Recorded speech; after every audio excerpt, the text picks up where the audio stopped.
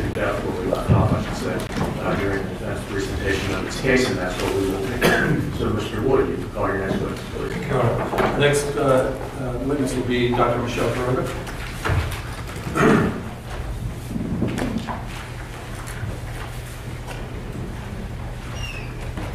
Good afternoon. If you'll take the witness stand right here, remain standing when you get there, so the clerk can administer the oath.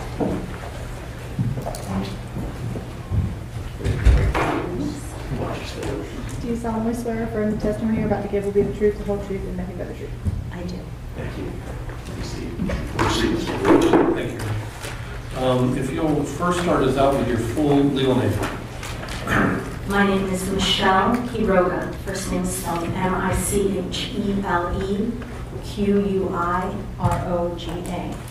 And what do you do for a living? I'm a clinical and forensic neuropsychologist. And where is your office located or your practice? My office is located in Colley, Florida, which is within the Miami area. Okay.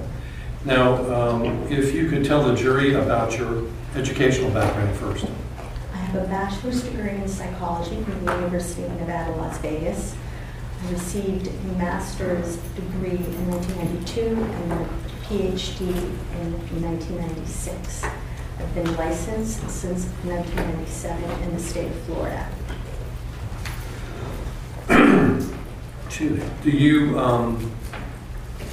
you see patients as part of your practice? I do. Okay. And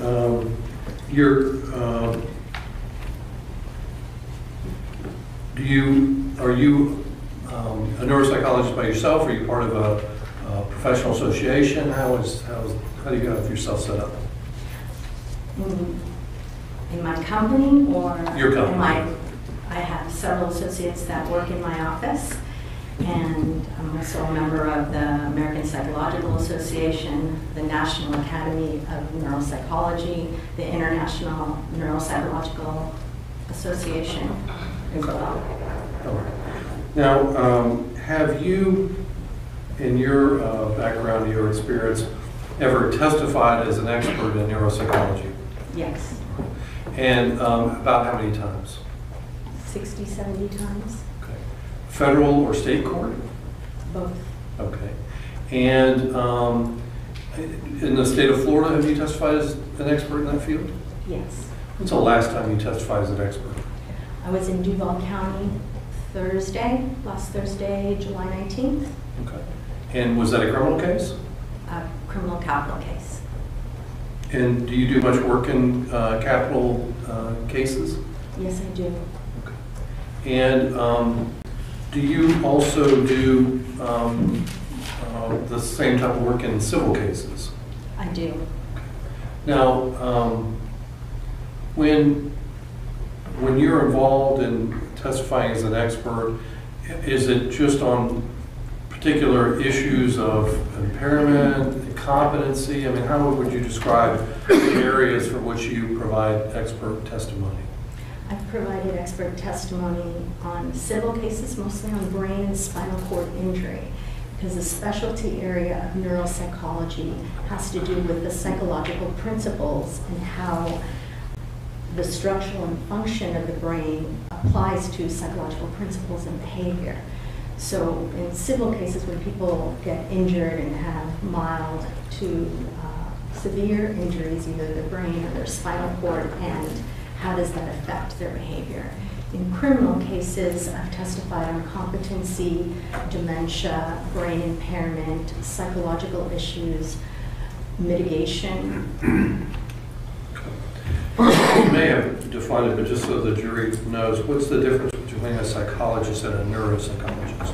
Well, a neuropsychologist is a psychologist, but I have extra training in terms of years and study work with brain processes and disorders that involve the brain.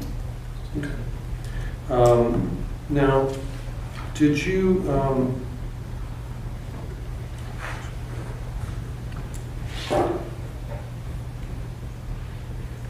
are you just in terms of your background? Are you currently the director of neuropsychology at the Wine Center?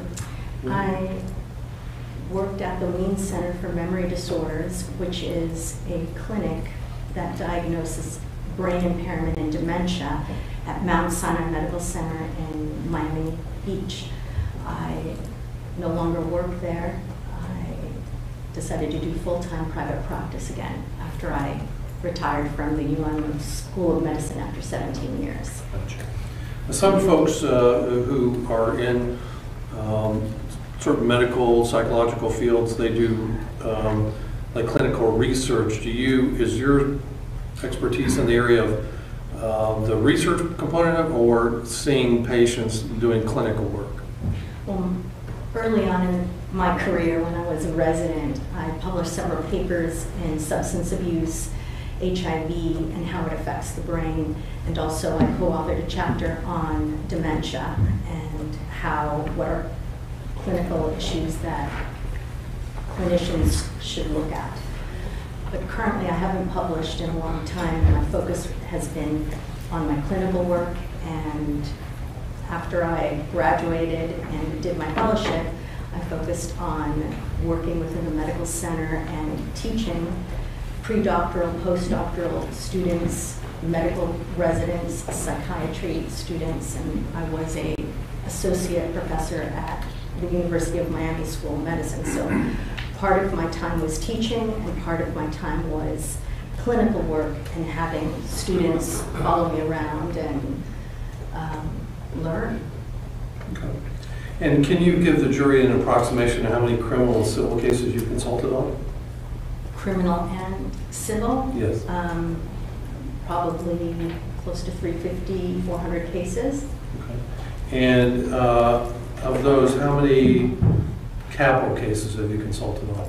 For capital cases, I've done over 250. Okay. Now, when you're doing or consulting as an expert in criminal cases, are you primarily, and we can break it up, the state versus federal level. On the state level, are you primarily working on behalf of the defense or for the state? I'm primarily working for the defense. On federal cases, how does that work out proportionally? On federal cases, it's partial time for the U.S. Attorney's Office, part time for the Federal Defender's Office. Okay. And just so the jury knows, when we're talking about federal cases, would that be federal criminal cases? Yes. All right. And so in those instances where you testify for the U.S. Attorney's Office, you would get paid by the U.S. Attorney's Office, or vice versa, if you work for the Public Defender's Office on the federal level, they would pay. Yes, or a judge has asked me to be a tiebreaker, you know, what was my opinion on both sides, and assist a judge in terms of making a decision. Now, during the, well, first of all, you were, when did you become involved in this case? In 2017, my first interview with Mr. Colley, it was October 3rd, 2017. And prior to that, before you actually met Mr. Colley, had you been in contact, or were they with you, any member of his defense team? Yes, his other attorney and the mitigation specialist. Okay.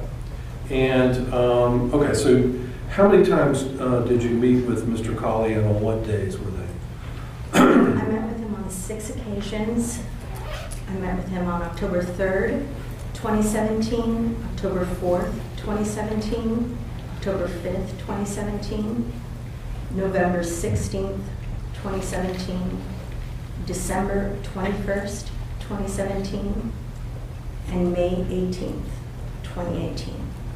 And were all those occasions at the St. Johns County Jail? Yes, sir. Okay. And I guess we should do this on the record. Do you see Mr. Colley here in the courtroom? Yes, I do. And do you point him out and describe an article of clothing he's wearing? He's wearing a suit with a pink tie. Okay. May the record reflect she's identified the defendant. So noted for the record. Thank you. Now, did you also, before meeting with Mr. Colley, receive, and I'll ask you to do this in kind of generalized terms, any documentation, reports, that sort of thing. Yes, I did. And can you describe, the categories of items that you received in the course of the case? I received some depositions. I received Mr. Colley's medical records, his prescription records. I also received his father's medical records from the VA. Okay. And did the other records include such things as like police reports, witness statements, that sort of thing? Yes. Okay. All right. And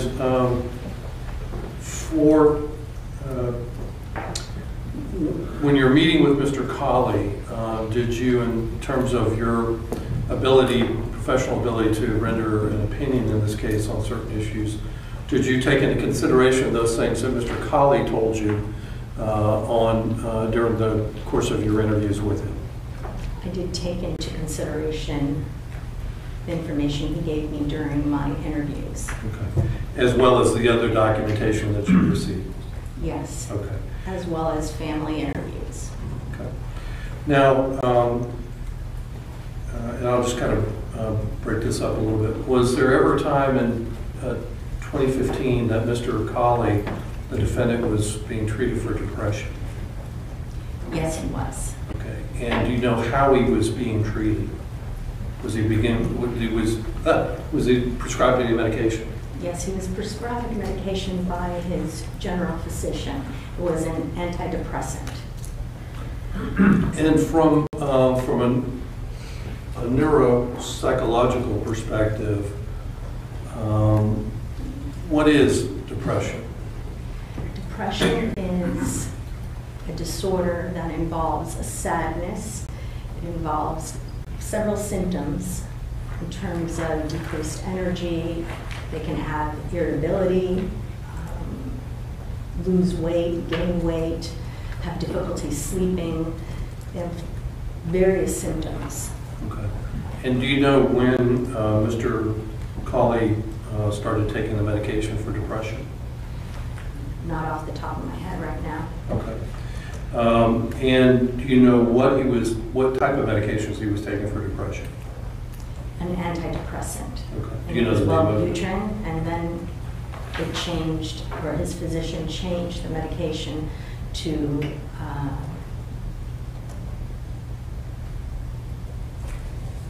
not Celexa, was another antidepressant because the Wellbutrin wasn't effective. To your knowledge, has Mr. Colley ever taken Cymbalta? It was Cymbalta. Okay. Is that also an antidepressant? It is. Okay. Now, did you gather information during your course of involvement in this case, certain things with regard to Mr. Colley's alcohol intake? Yes. Okay. Can you tell the jury about that? Well, he meets criteria for an alcohol use disorder. He is a heavy drinker. How does the National Institute of Alcohol Abuse and Addictions classify a heavy drinker? It's having 5 drinks or more, 5 days within a 30-day period. Mr. Colley would drink on a daily basis. Okay. And according to the information you gathered, let me ask it this way before I ask that question. The information regarding Mr. Colley's alcohol intake, did you gather that from just Mr. Colley, or was there other sources for that information? The family also told me that he drank excessively. Okay. And for how long has Mr. Colley had this alcohol dependency issue? Well, in my opinion, at first he was binge drinking, which means that if he drinks, he drank 5 drinks and he wouldn't know how to stop. And that does classify for an alcohol use disorder. But as he had more marital problems, he continued to abuse alcohol more and at an increased level. Also, with regard to the antidepressant, was that generally related to issues of his marriage at that time? Him taking the antidepressants? Well, it's difficult to see what came first. If it was the alcoholism or the alcoholism or the depression, because people self-medicate that are depressed and have anxiety disorders. And if the alcoholism was the primary diagnosis, you're 2 times likely to have a mood or anxiety disorder secondary to your alcohol or drug abuse disorder. So And vice versa, you know. So then can alcohol abuse have an impact on or be the causation of depression? Yes, it can be. If one already has depression or depressive disorder, would alcohol affect that in any significant, alcohol abuse affect that in any way? Yes, alcohol is a downer, and you'll have more likely to have negative emotions secondary to the alcohol use.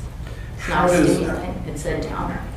How does long-term alcohol abuse affect the brain from a neurological, medical perspective? Well, your priorities and your desires change.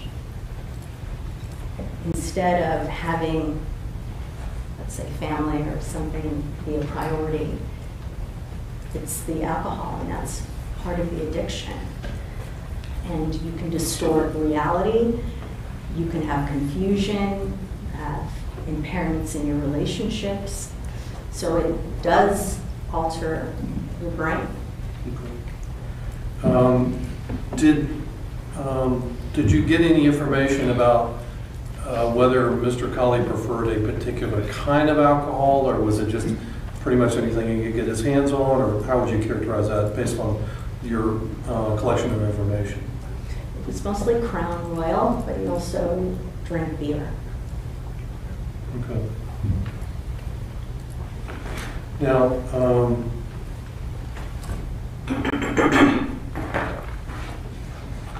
do you know if in 2015 Mr. Colley was receiving any treatment, or was he receiving any treatment for his alcohol abuse in 2015? No. Okay. Are you aware of any instances in his past, even before 2015, where he either was receiving or sought treatment for his alcohol abuse? He didn't seek treatment for his alcohol abuse. Now, do you, having obviously met with Mr. Colley on several occasions, since he's been incarcerated in 2015, obviously you met him for the first time when he was incarcerated. In your opinion, does he suffer from depression now? Yes, he does. All right. And on what basis do you say that? Well, there are 2 main factors in why he's suffering from depression. The first factor is that he lost his best friend. His best friend and his best man were what was his father. And right now his dad is dying.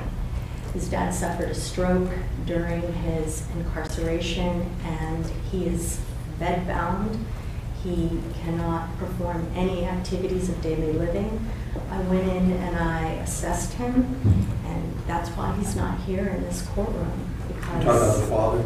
The father, because he's very, very sick and doesn't make any sense and has severe memory problems and is in late stages of dementia. His deconditioning in his body, he can't leave the bed. He can't even be in a wheelchair, and he's total assistance for feeding, bathing, shifting in his bed. Okay. How about his, has his Well, there's loss of contact with his children, is that had any effect on the issue of depression? That's the second thing or the second factor that contributes contributes to his depression. Mr. Colley was a hands-on dad. He talked to me about bathing the kids daily. He would feed the kids, talk to me about Sunday Fun Day, where they would have Sunday night dinners and spend the whole day as a family. Every day after work, he would change his clothes and play in the yard with his kid. He also misses fishing and just being outside with them. Now, how is Mr. Colley doing as far as adjusting to his incarceration from a mental health psychological perspective? From a mental health perspective, he has done very, very well incarcerated. He has obtained a legal paralegal certificate. He's helped other inmates within the jail with their legal work. He reads, he's an avid reader, and one important thing with his case is that he has consistent support. He has daily access to his family on the phone, sometimes several times a day.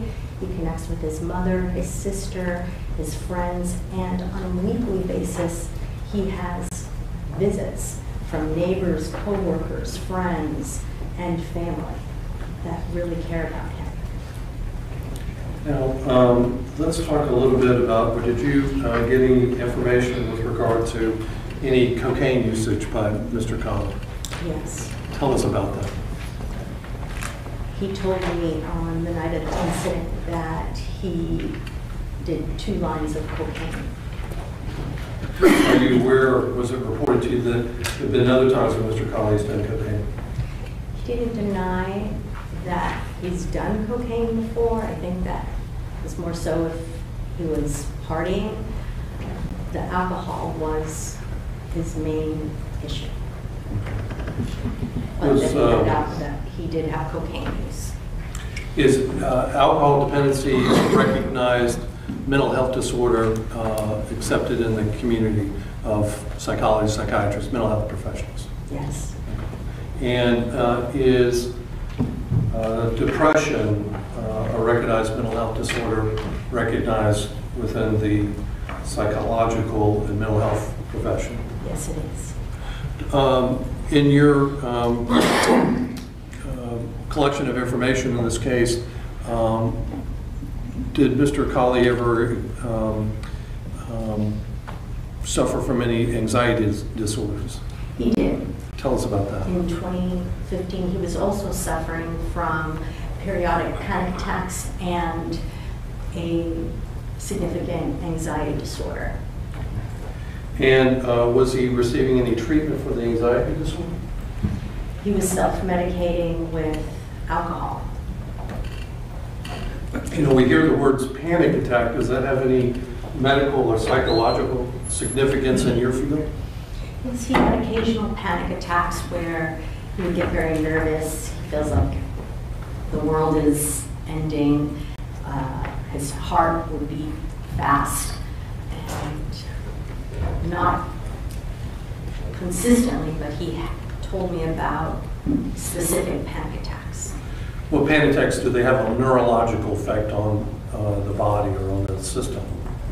It's difficult to think straight when you think that the worst is going to happen at that point when the panic attack is happening. Okay. Just wanted to know. Sure.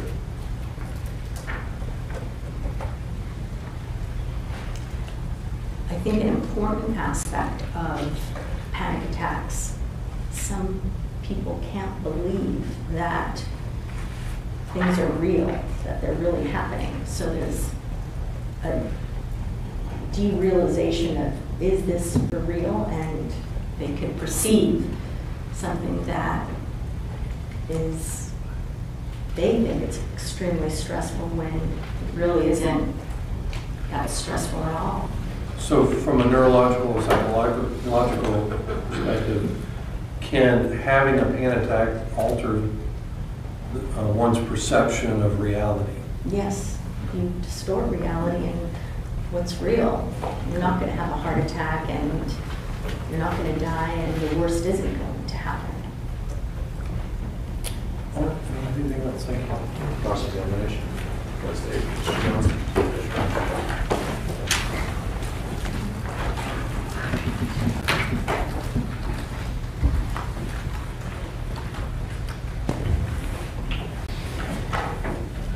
Good afternoon, Dr. Kuroda. Good afternoon. You also did some neuropsychological testing on the defendant, didn't you, when you met with him on those occasions? Yes, I did. Okay, you actually performed, I think, 10 different neuropsychological tests. I believe it was 14. 14, okay, not 10, 14. And isn't it true on just about every single one of those, with the exception of maybe the one for ADD or ADHD, the defendant showed there was no evidence of any deficits with regard to any of those tests. Is that correct? Correct. And can you just kind of tell us kind of what you were testing for? Well, the evaluation was to determine if he had any memory problems. So I did several tests of memory and malingering of memory to see if he was faking his memory impairment. But he did not have any memory deficits, and he put forth adequate effort on all my testing. Okay, but that's not, those were the only kind of tests, the neuropsychological tests that you did, were they?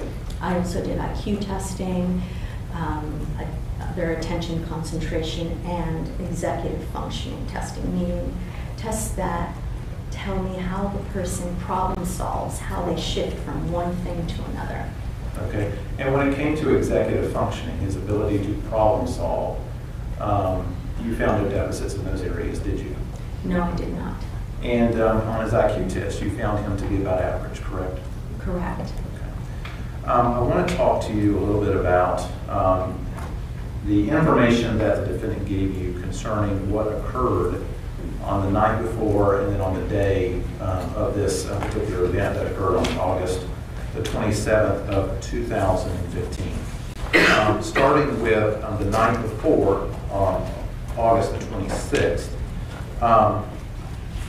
the defendant told you, did he not, that he had drank some Crown Royal the night before, is that correct? Yes. At his house? What date? August the 26th, 2015. What date of my notes that you're referring to, so that I can find? I'll have to let you refer to your own notes. I have mine, and I'll let you refer to your own. Okay, I found them. Okay. He was at home the night before, correct? Yes, well, at his sister's house. And at some point he gets contacted by his friend Daryl. Is that correct? Yes. And that was around 11 o'clock.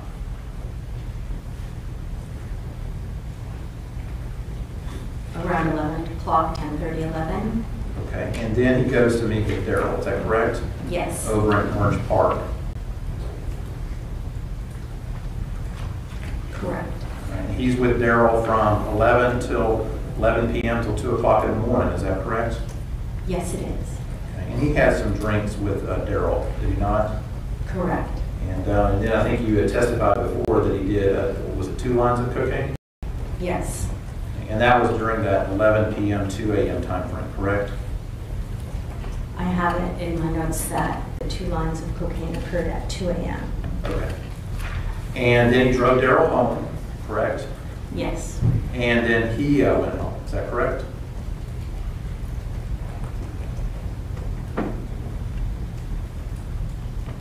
Correct. And then after he went home, he decided to go check on Amanda Colley, his estranged wife, correct? Yes. At her house. Correct. And that was because he decided to do that because she was sick, Yes. and he wanted to make sure that she was okay. Correct. Did he tell you what other reason that he thought he might go see his estranged wife? Yes. And what was that for? Sex. Okay, so he told you that he was going to check on her because she was sick and because he was hoping to get some sex from her. Yes. So at 3:15, he pulls up at our house, is that correct?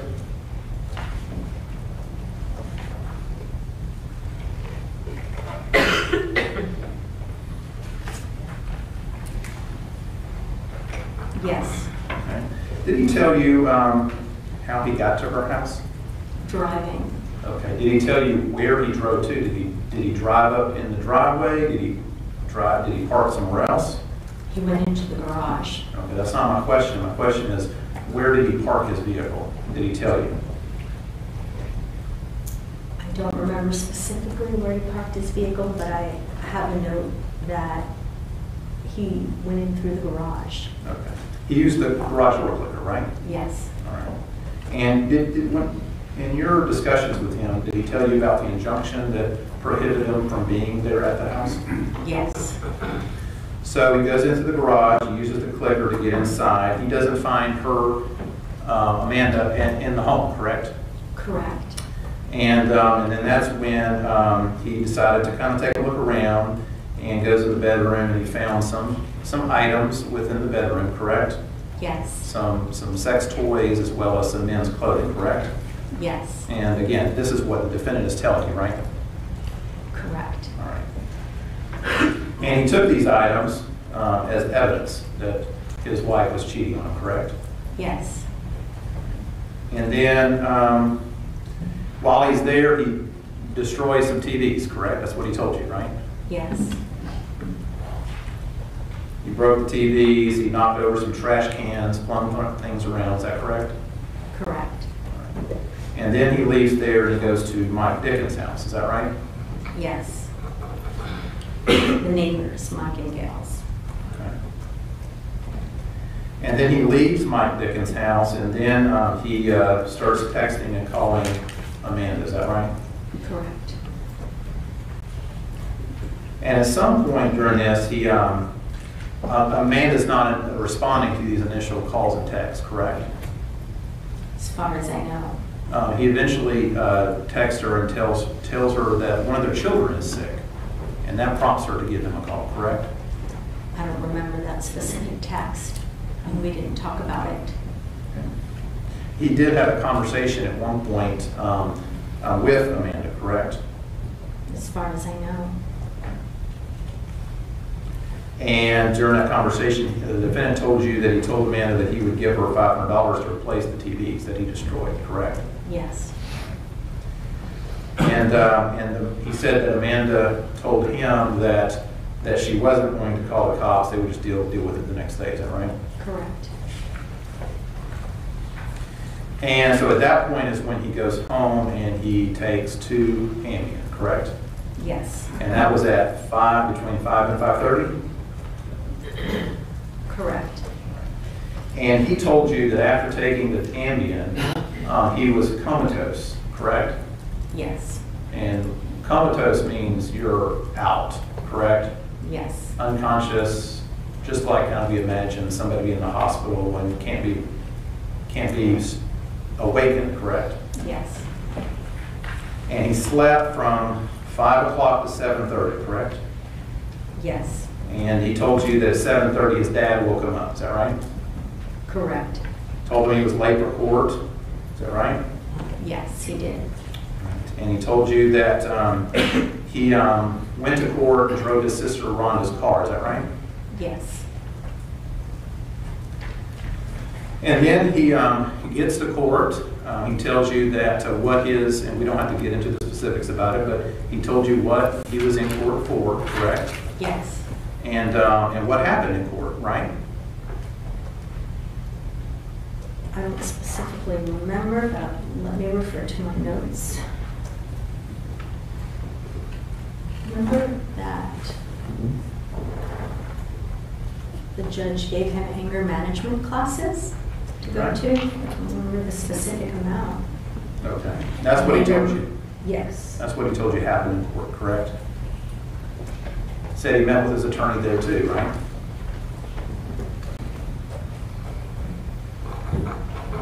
I don't remember that he met with his attorney. Approach the witness, Your Honor. You know,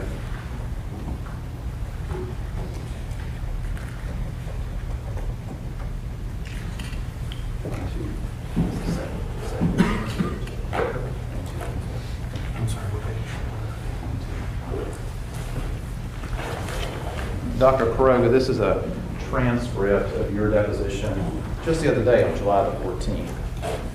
Can you take a look at page 22 in line 4 there? He said that an attorney was present and that he received a paper in court, you're correct, and he left it in the truck. Okay, Thank so, you. so these were things that he had told you had happened in court, correct? He also said something about a misdemeanor charge and it will be dismissed after completion of the anger management Okay. classes. So he was able to convey to you basically what happened in court, correct? Yes. Okay. So then he leaves court and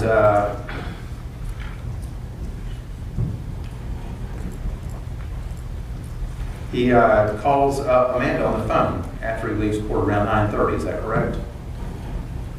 Correct. And he was on the phone with her, he told you, for about 15 minutes. Is that right? Yes. And he was confronting her about the items that he found in her house, correct? Yes. And during that conversation, Amanda Colley, the defendant, told you that Amanda Colley told him that the cops were on their way to her house. Is that correct? Yes. And what was the defendant? What did the defendant tell you was his response to Amanda Colley telling him that?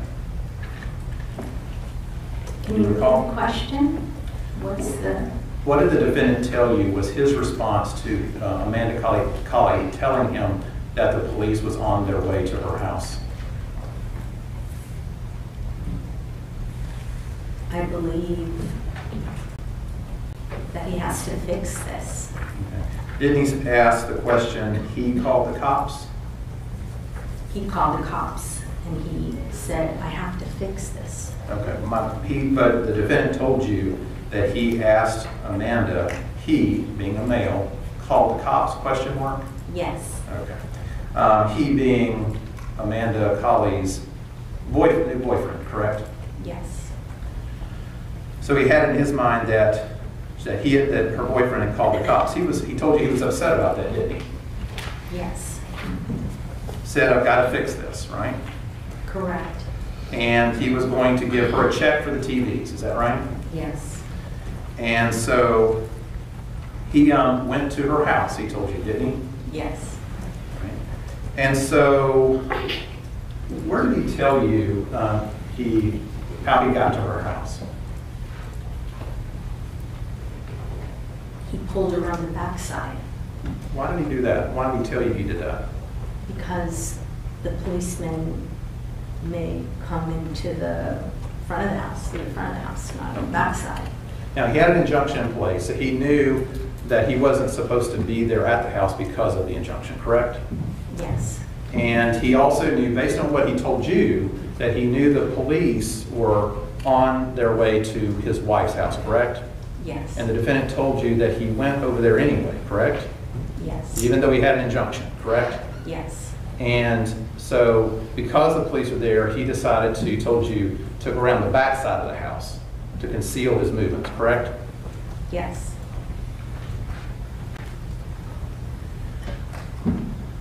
So he gets around to the back side of the house. What does he tell you he does next after he comes around the back side of the neighborhood, around the back side of the house? What did he tell you that happened next? That he can see into the window.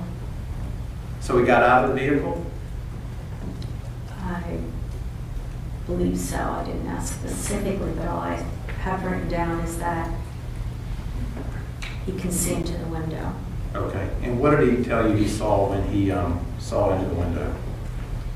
That he saw Amanda and a guy, and this guy's in my house. He said, this guy is in my house, correct? Yes. What did he tell you happened next? That he had a panic attack, that he couldn't breathe, he had dizziness, weakness, and he felt like he was going to faint. Okay. And at this moment is when he shot into the house and ran into the house? He told you that, correct? He also reported. Just first answer my question, and then I'll let you. Okay. He told you that he shot into the house and then ran into the house, ran through the window?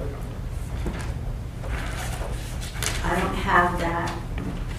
He told me that he shot into the house. Okay. I have next in my notes that he ran through the window and Okay. cut his face, ear, and hands on the broken window. Now, before he did that, I mean, he told you he remembered walking across the backyard with a gun, correct?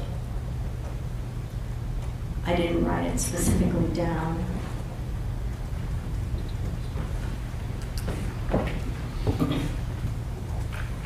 And first, what, Sean? Sure.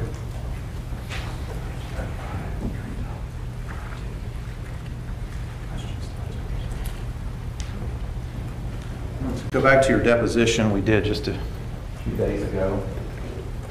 And starting the question is actually on page 34 at the very bottom, line 25. You can read that. And then your answer at the top of page 35. So what did he tell you? Just read to yourself and then just let me know if that He refreshes your memory. said, he walked across the backyard. He did say that Okay. at the time of the deposition. He I told- apologize, I've been in court for the last couple Quite all right. of days. I'll be fair to you. So he told you that he was walking across the backyard with the gun. Yes, He also told you that he shot the window until the last bullet, correct?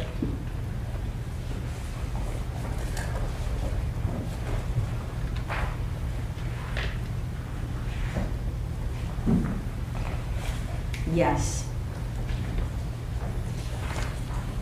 He told you that he remembered Rachel and Lindy being in the closet, is that right? as I indicated in the deposition, I interviewed him after the fact, Okay. and he found out that Rachel and Lindy were in the closet. Okay. He didn't know that Rachel and Lindy was in the closet. Okay.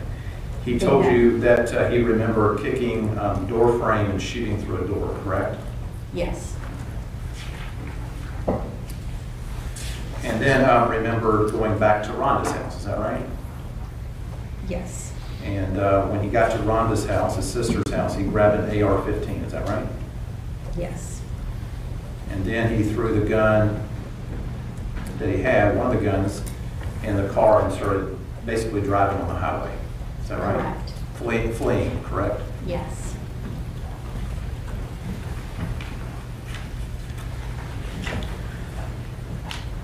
Now, I want to ask you, Mr. Wood went through a number of things with you about what was going on with the defendant back in August of 2015.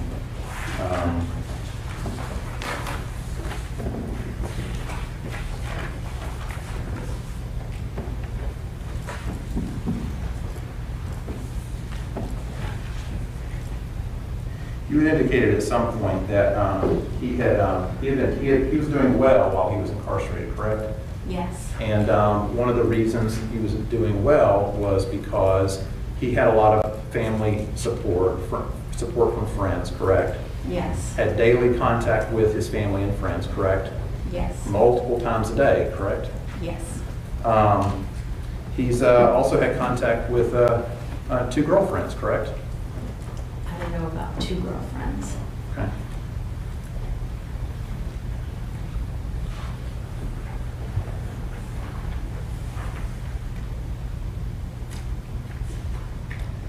Now, a lot of the information that you're relying on to reach your opinions in this particular case is basically what James Colley has told you, correct?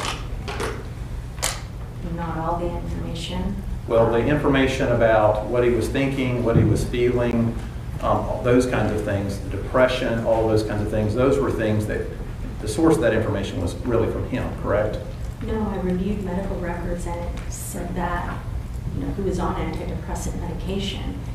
And also his family talked to me about his functioning. His family told you that, right? Yes. And the antidepressants, they didn't actually, the records didn't actually tell you that he was actually taking those medications, though, did they? No. That information would have comes basically solely from the defendant, correct? I do remember seeing prescription bottles, but I didn't take the dates of Did the prescription bottles tell you that he actually took what was in the bottles? No. That information would have only come from the defendant, correct? Yes. In terms of taking the Ambien, whether or not he actually took the Ambien, that information would have come solely from the defendant, correct? Yes. And if the defendant had been lying about any of that, that would affect your ability to provide an opinion in this particular case, wouldn't it? Yes. No. Any regrets? Yes, sir.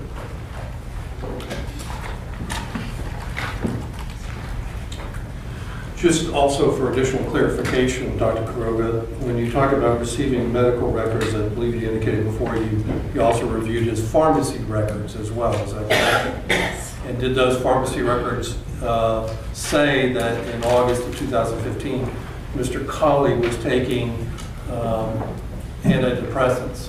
Yes. And that they were in fact prescribed for him? Yes. And in fact, those prescriptions were filled at a pharmacy? Correct. And would that also be true with his other medications for pain as well as for sleep disorder Ambien? Yes. Okay. Now, also too,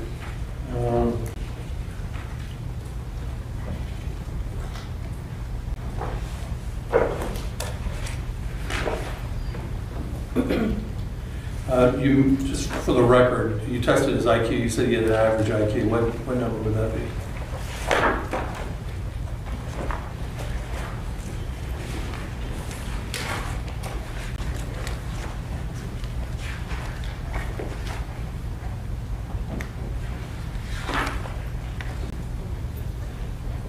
His full scale was at a 99. Okay. And is that in the average range? Yes. Okay. I don't have anything else. Thank you Any very much. regrets? No, Your Honor. Is the doctor excused? She may stick around, Judge, if we need her. She can go about her business so we can separately recall. You are subject to it. Thank you. Mr. Wood, call your next witness. Yes, let me call Gail Dickens. Judge, it'd be Gail Dickens.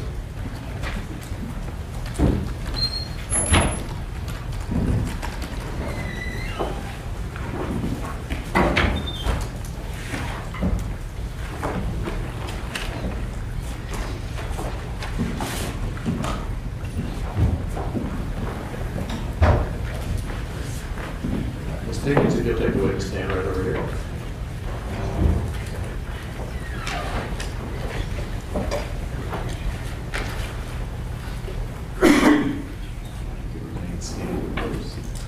Do you solemnly swear or affirm the testimony you're about to give will be the truth, the whole truth, and nothing but the truth?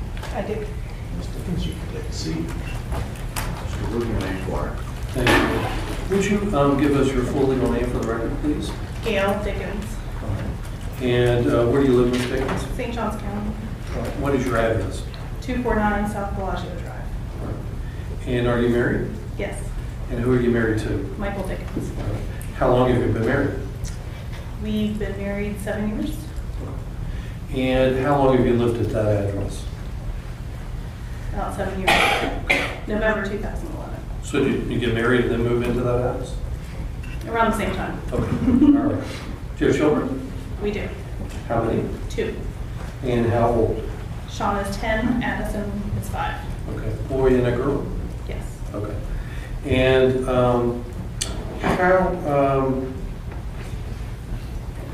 well, first of all, what do you do for a living? I am a paralegal bookkeeper Okay. And for yourself or for someone else? for someone else. All right. For a lawyer or Yes. what? Who do you work for? Fred Stromberg, And where is that office? Jacksonville, How long have you worked for them? since 2007. About the time you got married? I'm sorry? Let me move on then. So, how About how far away did you live from Mr. Colley and Amanda on South Bellagio? 3 houses. Now, did you know either of them before moving into your house? No, I did not. Okay.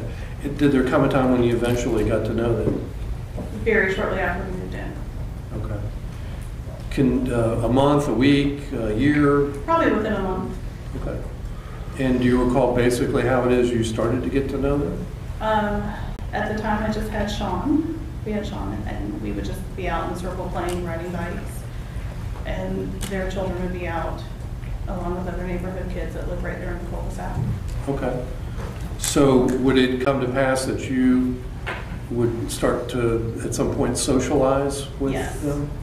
And when I use the word socialize, I mean, what's that about? Did you go to their house, they come to yours? I mean, how did that? It would, in both ways. We would have cookouts, birthday parties for the kids, for us adult, just lots of time out in the circle, riding bikes, playing ball. We did Halloweens together, 4th of July. Okay.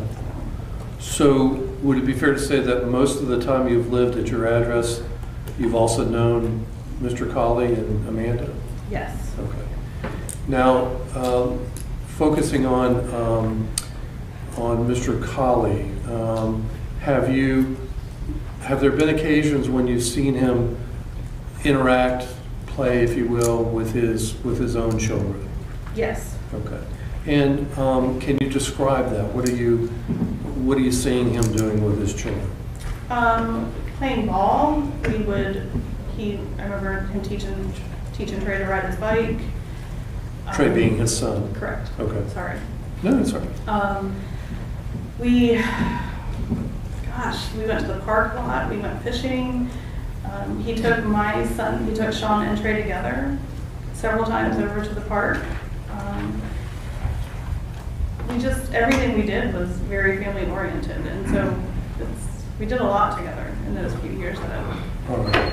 And how did you, when you saw, Trey or Avery or both of them with their father, Mr. Colley, what were you seeing from them? How were they reacting to what they were doing? From what I saw, they were very loving. They were happy. They laughed a lot. They laughed a lot with him. He was very affectionate. From what I saw, it's what I would describe as a normal, happy parent-child relationship. Okay. And would this description of Mr. Colley's interaction time with his children, as you've described it, would that be the same description you would give leading up to August of 2015? Yes. Okay. Now, did you know that Mr. Colley had a job in 2015 that he worked? Yes. Okay. And did you know where he worked at? Citibank, I believe. Okay. So obviously you didn't work for Citibank in No. 2015 yourself. No. So when Mr. Colley was not working, would he, like when he got home, would you see him ever with the children after he got off work? Sure, other than when it would be dark at 5:30 and that time of the year, there wasn't very many nights that we all weren't outside socializing, playing with our kids, or just hanging out and talking, or having dinners together after work. It just whatever the day brought. Okay. But almost on a nightly basis. Okay. Did you see that same activity, the week prior to the shooting? Him playing with his kids? There was a time, yes. Okay. When you saw that, what did you see? When you saw him playing with his kids, what activities are you seeing? They were playing in their backyard. Now, where? In the house on Bellagio? At 260, yes. Okay. And what were they, when they're playing, what do you see? We were at the park with our kids, so I just looked over and saw them just outside running around playing, Okay. laughing. Okay.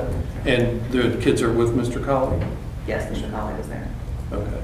And, okay. Now, haven't been to your neighborhood before? You've been at a park that's like near where you live? Yeah, so if you, where 260 South Bellagio is, where their house is, it's like kind of, you can see the park from the backyard. Mhm. So it's just kind of got some slides, a couple of park benches and tables. Okay. How is Mr. Colley around your children? He was a good, yeah, they had fun. They love Mr. James. My kids absolutely adore him. Would they do the same kind of activities? Absolutely. Mhm. Okay. That include hunting and fishing and? My kids did not go hunting, Okay. but he did take Sean fishing. My 10-year-old, I might cry. My 10-year-old has Down syndrome, and not a lot of people take a lot of interest in learning about him and figuring out what he's saying. His speech isn't that great, and Mr. Colley was always took a really big interest in Sean. Would always make sure he had a good day. Would talk to him. Always included him when he would take Trey over to the park, or so yeah. Okay.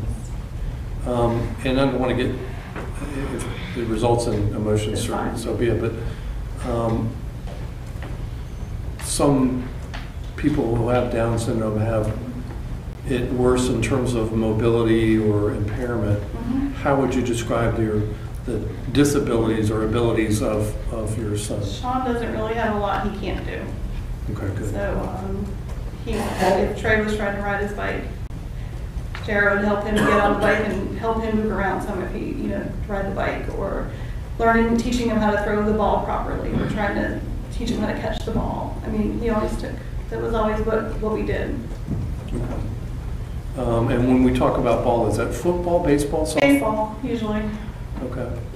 All right. Frisbee. I think we played Frisbee a couple times. That was always fun.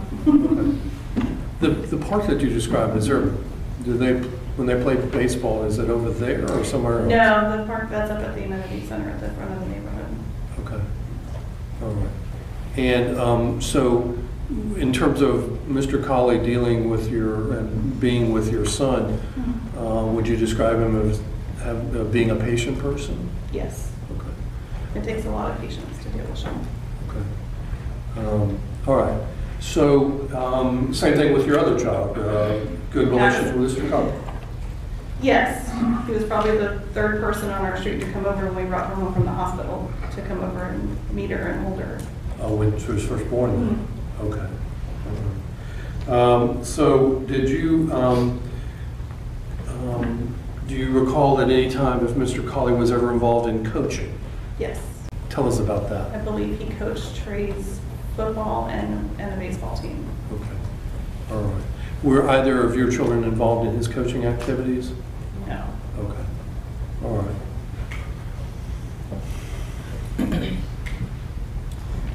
Were there times did you ever see Mr. Colley interact with other children in the neighborhood? Yes, we have another set of neighbors who, all 6 of the kids were very close in age. So they were all probably about a year apart. And so there would be 6 of them out there most nights. Okay. Doing things with Mr. Colley? Yes. What kind of things? Bike riding, ball, the same kind of things that you just play outside just to expend some energy at the end of the day. From your observations of what you saw in Mr. Colley's interaction with the children, did they seem to enjoy what they were doing with Mr. Colley? Yes. Okay. Okay. When you saw the activities with the neighbors, were his children also involved in that at times, or your children? Yes. Okay. And did you see this kind of activity over a period of time? Or was it just one time kind of thing? No, it was probably, like I said, pretty much every day when it wasn't dark at 5:30, from the time that shortly after we moved in until August of 2015. Have you had occasions to observe Mr. Colley's interaction with his family, his sisters, his mother? On occasion, we would have holiday get-togethers, like 4th of July or birthday parties. His sisters were on there, Crystal would be there, his mom and dad would usually be there. And from your observations of Mr. Colley being around his family, how would you describe them? Do they appear to be close, distant? I mean, how would you? They did, from my observations, they appear to be a close family. And I guess I should also ask you, how would you describe your relationship with Mr. Colley over the several years that you've lived next to him? He's my friend. We became really good friends with their family. A lot of our activities were together with them, and with him and his family. And through the years, we became friends.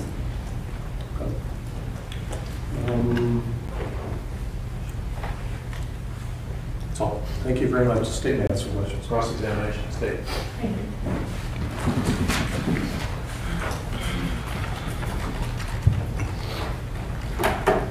Good afternoon, Ms. Dickens. You just finished talking about you're really good friends with the defendant, and you were good friends with Amanda and his entire family at the time, correct? Our families were friends, yes. And that goes back from 2001, 2011, up until the time of the homicides, is that right? Correct. And so when you hung out with the defendant, it was as a family. It was you, your husband, and children, along with him, Amanda, and their children. Most of the time. Most of the time. And during this time, you were good friends with that. You became aware during that time of some problems in the marriage, correct? Yes. And you became aware that there was an injunction, correct? Correct. And you became aware that at some point the defendant was no longer living on Bellagio. He was living with his sister, Rhonda. Correct. And during that time, he was continuing to talk to both you and your husband about his marriage and what was going on between him and Amanda. Is that right? Mostly probably with my husband more than me. He told you that he was... Objection, Judge, is outside the scope of direct. Go ahead and ask the question. He told you that he felt that Lindy was interfering in his marriage. Objection, Your Honor, outside the scope. Sustain the objection. During your times in speaking with the defendant, especially towards the progression of that summer and leading up to the homicide, did he ever express any dislike and call Amanda bad names? Objection, outside the scope of direct. Yeah. Overruled. Would he call her names to me? Yes, were you aware he called Amanda a bitch? To you? To me? I don't recall, but he may. I don't recall that. You don't recall that? He may have. I don't recall every conversation we had. And were you aware he called her an asshole to you? Objection, outside the scope of direct. Overruled. Again, I don't recall any specific conversation, but Okay. Do you recall when we met just a few weeks ago and your deposition was taken in this matter? right. And Your Honor,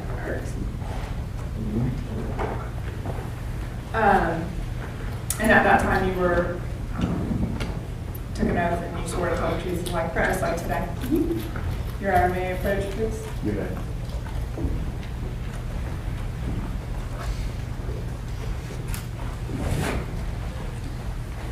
going to ask you, for the record, it's page 13. Just read the question on line 10 and the answer on line 11 to yourself. And I'll ask if that refreshes you. Yeah. And you stated in your deposition that when asked, did you ever hear him call her a bitch? Your answer was probably. Is that right? Yes.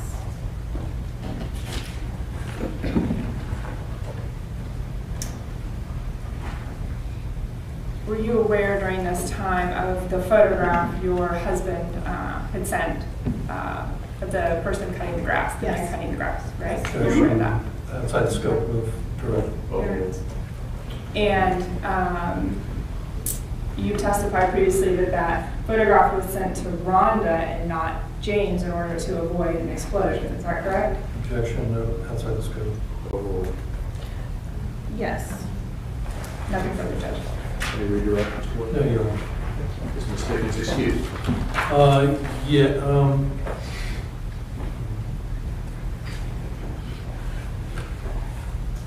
it was We'll excuse you, Judge.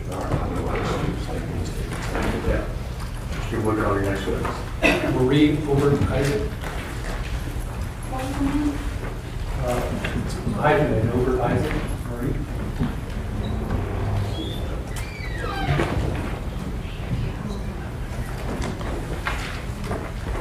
Everybody okay with your, everybody need break? Everybody good? Okay, thumbs up. All right, after this one, we'll take a break.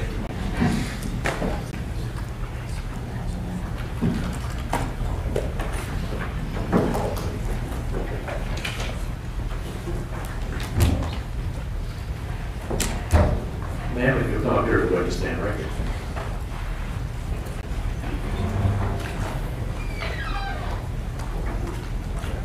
Remain standing.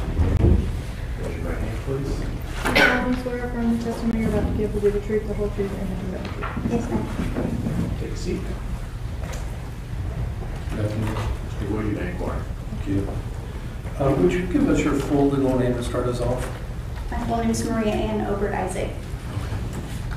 And is it hyphenated? Yes, sir. Okay. And for the benefit of the court reporter, could you spell first Obert and then Isaac? O-B-E-R-T -I-S-A-A-C. Thank you very much. And where do you live? Jacksonville, Florida. Okay. And do you work? Yes, sir. What do you do for a living? I'm a wellness manager. Okay. For who? I work for Genpack. Okay. All right. Now, are you related at all to Mr. Colley? He's my cousin. Our mothers are our sisters. They had 5 kids between them. It was my cousin Rhonda, and then myself, and then my brother Lewis, and then Crystal, and then JR was the baby. All right. Every family's different. It sounds a little silly, but how would you, I know you're cousins, how would you describe, though, the nature of your relationship with Mr. Colley? Is he close? Do you see him very often? I mean, how can you give a description on that? I love him very much. We see each other at every family function. I wouldn't say that him and I go out, just him and I, and do things, but the family always comes together, and that's when I would see him and the kids and Amanda. Okay. So, obviously he's incarcerated now, but going, say, back from, using that time frame of 2015 going backwards, can you give this jury some idea of how often you would be in contact with Mr. Colley? Well, every Easter's, Thanksgiving, Christmas, 4th of July. When I first moved here, the family would all get together every Sunday and eat at Famous Amos and just eat every Sunday together. Okay. I moved here from the West Coast. Okay. And, okay. And so when you would be spending time with Mr. Colley, would that be with him and his family? Yes, sir. Okay. Now, do you have children of your own? No, sir. Okay. Actually, also ask you, are you married? I'm single. Okay. Just wanted to kind of give the jury an idea of, when you're together with Mr. Colley, what the scene was like. So have you had occasions to see Mr. Colley around his children, interacting with his children? Of course. How would you describe what you saw? I think he's a great father. Trey is definitely a man's man. JR would take him hunting and fishing and teach him about sports. I think that most dads and sons do that kind of thing, but he still had just such the sweetest spirit of a little boy. One thing that kind of stands out to me is not that 4th of July, but the one before that. We had all met in the cul-de-sac where they lived, and we had sparklers for the kids, and JR was lighting them and everything. And one of the little neighbor kids has Down syndrome, and I looked at JR with Trey there, and I said, is he special? And Trey looked over at me. He says, no, he just has Down syndrome. And then JR rubbed his head, and I just thought, wow, that's kind of cool. Yeah. Okay. Would that, The parents, who the parents are of that child? They live in the neighborhood. I think it's Gail and Mike. Okay. All right. So, did you, back in 2015, did you know Mr. Colley was employed, if he was working? He's always worked as far as, since he's, high school, he's always worked. We're in the, I was in mortgage until recently, and within mortgage, you do get laid off, but then you just hop over to the next bank. So there might have been a month or two between jobs, because when you get downsized, you get a severance package so that you have time to find another job. Okay. But we actually all worked together at PHH at one point. I was going to ask you about that. For the benefit of the jury, what or who is PHS? PHH was a mortgage company in Jacksonville, Florida. I was a sales consultant there. I also originated and processed mortgages. JR was a processor, as was Amanda, Rhonda, Dan, Crystal. We all worked there at one point. But they're private label mortgagers. So like if you got a mortgage with anyone that wasn't Citibank or Chase, PHH Mortgage did the mortgage for it. You mentioned Dan. Who is Dan? Rhonda's husband? Okay. Rhonda being Mr. Colley's sister. Yes, sir. Crystal would be Mr. Colley's sister as well? Yes, sir. Okay. And, okay. So, the time that you're with PHH, was he, Mr. Colley, there the whole time that you were there, or did He that? worked there before I got there. He was one of the people that got me on. I was working for Enterprise Rent-A-Car, and he was like, says you need to come over here and see what you can do over here. The only thing I knew about mortgages is that I had one, and so they taught me how to do mortgages, and so I worked there. I was there for 10 years before I was downsized, but he left before I did on his own accord. So Mr. Colley would, while he was with PHH, would help train you, mentor you, that sort of thing? He was a processor. He processed mortgages after you would sign to get a mortgage. He would process it so it could go to closing. You could purchase the home. And then I don't think it was a supervisor then, but I know he was a supervisor at Chase in the loan processing department. When you were there in that company, how would you, and were able to observe Mr. Colley as a fellow employee, how would you describe him as a fellow employee? I think that he's always been well liked no matter where he's worked, and I think our whole family has a very strong work ethic. I think that we've always, worked hard and, did every job that we've ever been given to the best of our ability. But he was very well liked. Made it easy for me. Do I know? I said it made it a little easier for me. Okay. So he was well liked within the working group? Yes, sir. Okay. Okay. Do you have knowledge of where else Mr. Colley would have worked at? Well, I know he's worked at Chase, and I know he's worked at Citi. Okay. Chase, what did you do for Chase? Mortgage. He's been in mortgage for a long time. Would that also be true with Citi? Yes. Okay. Which came first, Chase or Citi, or do you recall? Citi and then Chase, I believe. Okay. Okay. And did you know him or his employment history before PHX? Not that I can recall. I mean, when he was a teenager, because I'm closer to Ron's age, so I'm like 10 years older. He worked at like a pizza place when he was in high school. I think that was one of his first jobs he've ever had. Okay. Would that be over in the Daytona area? Yes. Okay. And in all fairness, you lived over the West Coast previously, so let me ask you this: when you were living on the West Coast, were you as in contact and spending time with Mr. Colley less than when you did move over into this area? Oh, I see him a lot more now than, well, not now, but I see him a lot more since I moved here. Right. I was in the military. I was in the Navy, so I was stationed out west. So when I moved here, I really got to spend some time with him and get to know who he was, because I lived with Rhonda and Dan, and JR lived with Rhonda and Dan at the time as well. So we really, we hung out quite a bit. Can you give the jury a time frame then on when you were living with Rhonda and Dan And when would that have been? 01. I lived with them for about 6 months before I moved out on my own. And then I just moved down the road because I want to be close to family.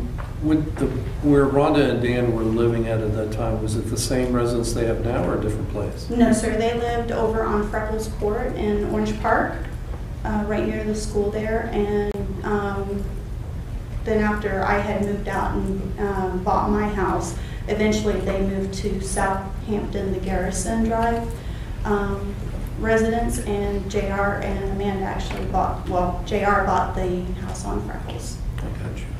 So just to kind of sync the time frame, when you're living with Dan and Rhonda, JR, Mr. Colley's living there also? Yes, sir. For the same period of time? You said about 6 months you lived there? Was that? I lived there for 6 months, but Jay lived there longer. Okay. All right. Do you recall at that time in Orange Park when you were there and JR was living in the house, do you remember if he was working anywhere at that time? Of course. Where was that at? I think it could have been PHH, I'm not real sure, but he was working. Okay. All right. So would you describe Mr. Colley as a good father from your Absolutely. observations? Did you know of his involvement, any involvement with that Mr. Colley had with regard to football? He taught Trey's Little League. Okay. Do you remember about when that was? About a year before the incident. So about 2014? Yes, sir. Okay. And was that in the neighborhood there in Southampton, or was that some other location that he was? I'm not real sure. Okay. All right. Okay. Just a minute.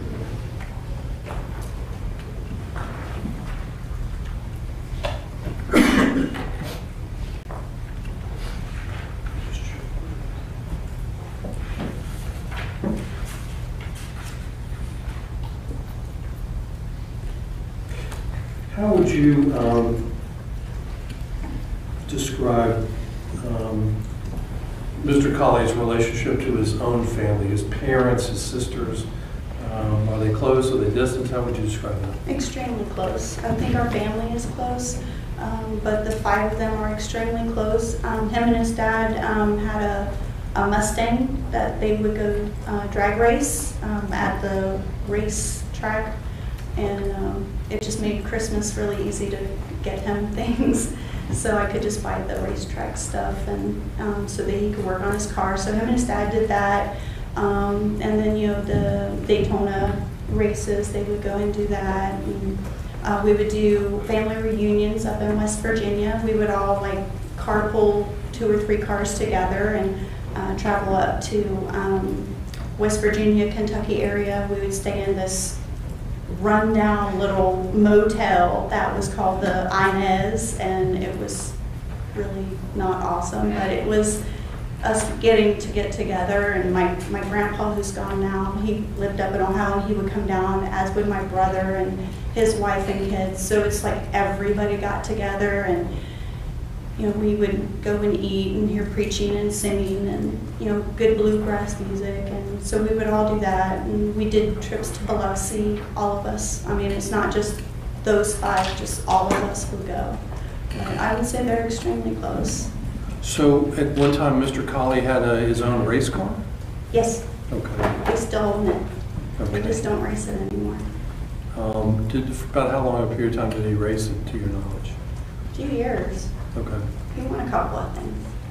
Did he keep the car on his property, or keep it somewhere else? Well, it's at his mom and dad's house now, but it was at his house. Would he, Mr. Colley, did he do mechanical work on the car, that sort of thing? Yes, sir. Would you use, from your observation, so Mr. Colley has some auto mechanic ability as well? Yes, sir. Okay. And when I think of a race car, I'm thinking of like paint job, stickers on the race car, all that sort of, would that be true with this car? Yeah, with the great big fat tires, and yeah, it was not drivable on the road. It was a race car. Okay. All right. I don't have anything else, Judge. Any cross-examination? No, Your Honor. Is she excused, Mr. Wood? Yes, Your Honor. And you are excused. Ladies and gentlemen, we'll go ahead and take our mid-afternoon recess at this point. And remind you, please don't discuss this case among yourselves or with anybody else during the break. Don't do any research of any type. Leave your notes here in the courtroom. It's 2:45 till 3. So let's plan on being back, ready to be back at 5 minutes after 3:05. So be back in the lounge at 3:05. And leave your notes here.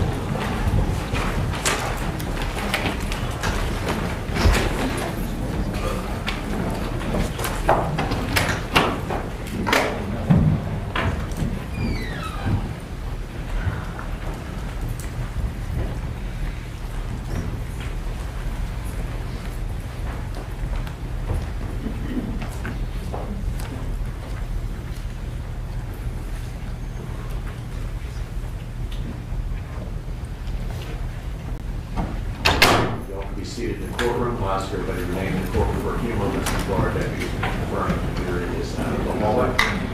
And we will be in recess until 3:05. 3:05.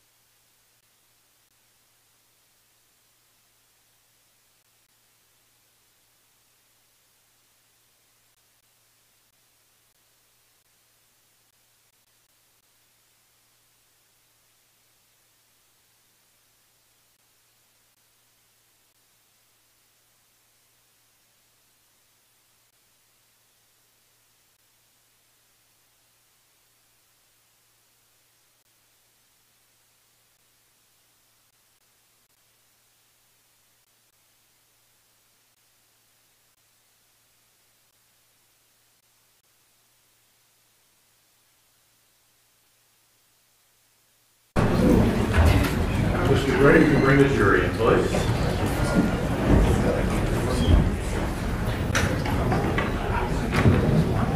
Jury coming in.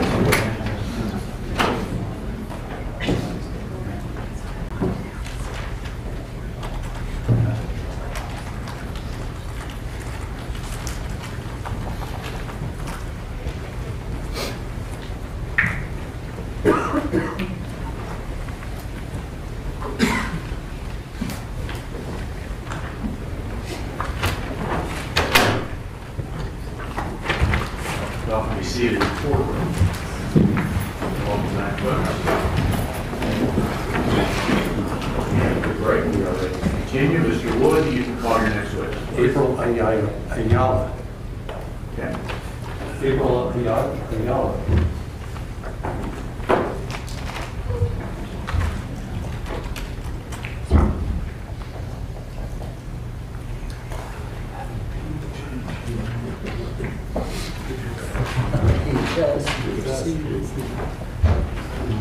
All right, ma'am, if you'll come right up here to the witness stand, please.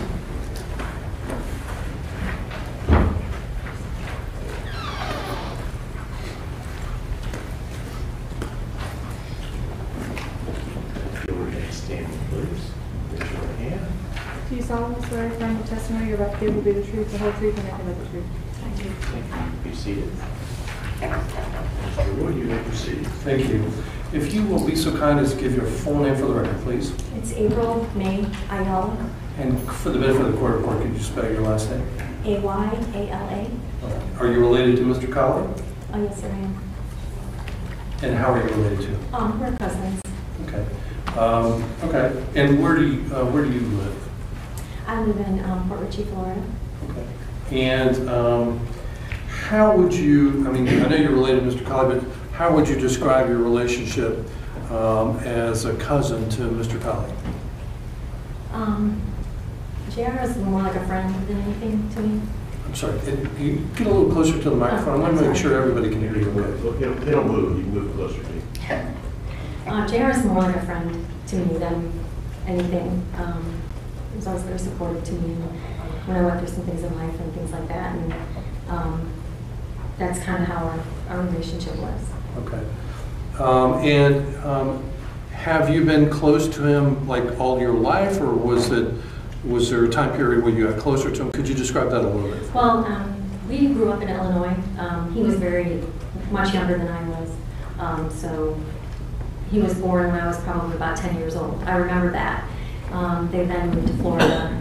So there was a gap in years. I moved to Florida 20 years ago, and then we all reconnected. So where in Illinois did you live? We grew up outside Chicago. I grew up in Carpentersville, Illinois. And do you know where Elgin, Illinois is? Yes, sir. And do you know if that has any relationship to Mr. Colley's birthplace? Yes. Okay. And for the record, what would that be? Is that where he was born? Well, he was born in Elgin. Okay. They lived in Elgin as well. Okay. So I'm sorry, you moved to Florida when? About 20 years ago? Yes, I moved to Florida in about 1997. Okay. And basically, why did you move to Florida? What was going on with you? I started a job. I got a job down here. The job was paying better than what I was making up there. The cost of living was less, so I came down with my family. Okay. So are you married? I'm divorced. Okay. Do you have children? I have 2 children, Ages? 30 and 32. Okay. So did either of your children hang out, socialize, grow up with Mr. Colley, with JR? Not really. There was years between them, so if we did family things, they were around him, but not a lot because they did their own things. Okay. We were the adults and they were the children. So when you came to Florida, how would you describe for the jury how you became closer in your relationship to Mr. Colley? Well, I mean, I was always close with his sister, Rhonda. Which and I were- one? Rhonda. Okay. Rhonda and I were always like sisters rather than cousins. And just being around Rhonda, you know, JR, the family, is kind of how things came about. Okay. When you started becoming close with Rhonda, was she married at the time to Dan? Yes. Okay. Was JR living with, well, let me ask you this way. When you started, getting closer to Rhonda, was she living where she's living now? No, no. Where was She where was lives she? in Orange Park. I see. Okay. And did there come a time when, during the time you've known Mr. Colley, where you've seen him around his kids? I've seen him around his kids a few times. I've seen a lot of things on social media as well, but yeah. When you saw how Mr. Colley is around his children, aside from the social media, how would you describe his interaction with his kids? He's a very hands-on dad. He just liked to be there. He'd like to take his son fishing and do that kind of thing when there were birthday parties and things like that. It was the entire family together. Just what I would describe as a very hands-on dad. Would that be applicable to both children? Yes. Okay. Now, did there come a time when you worked for Citibank? Yes. About when was that? Wow. Probably, I retired about a year ago, a little over a year ago, and when I moved, so it was probably about 2 years ago. When, I'm sorry? About 2 years ago?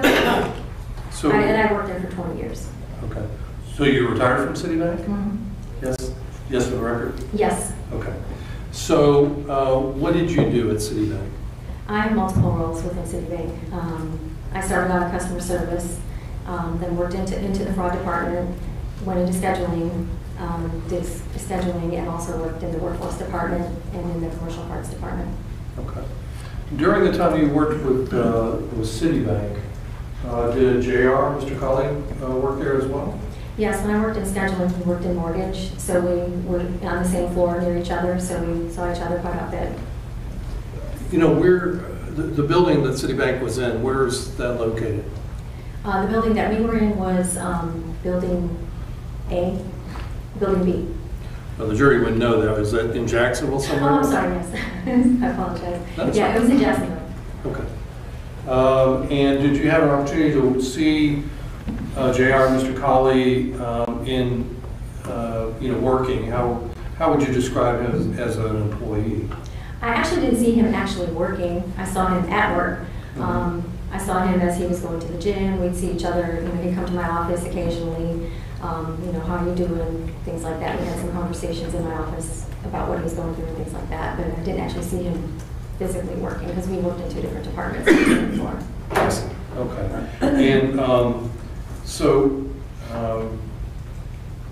were you ever at any time like a supervisor for him or anything like that? No, sir.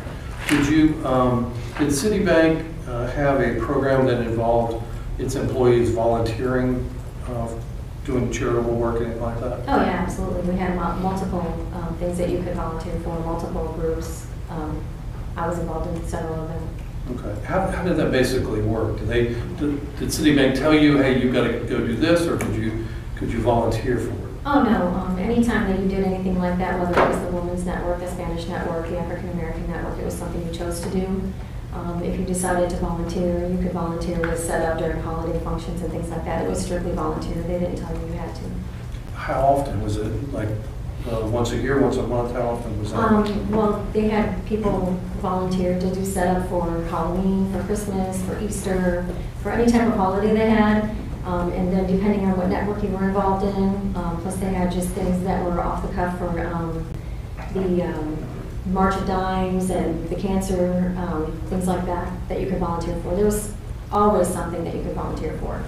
Do you know if JR and Mr. Colley ever did such work, volunteer work at Citibank? I couldn't say that I do know. Okay, all right. Now, when you retired 2 years ago, was Mr. Colley still working at Citibank? When I retired, he was in jail. Okay, you're right. So you retired in 2016 then? I took my retirement in May. I took my pension and my 401k and left last May, so a year ago. I see. So when Mr. Colley was arrested in 2015, you were still working at Citibank? Yes, sir. Okay. And do you know what department he was working at that time? He was working in mortgage. Okay. Now, how would you describe, certainly you're good friends with Rhonda.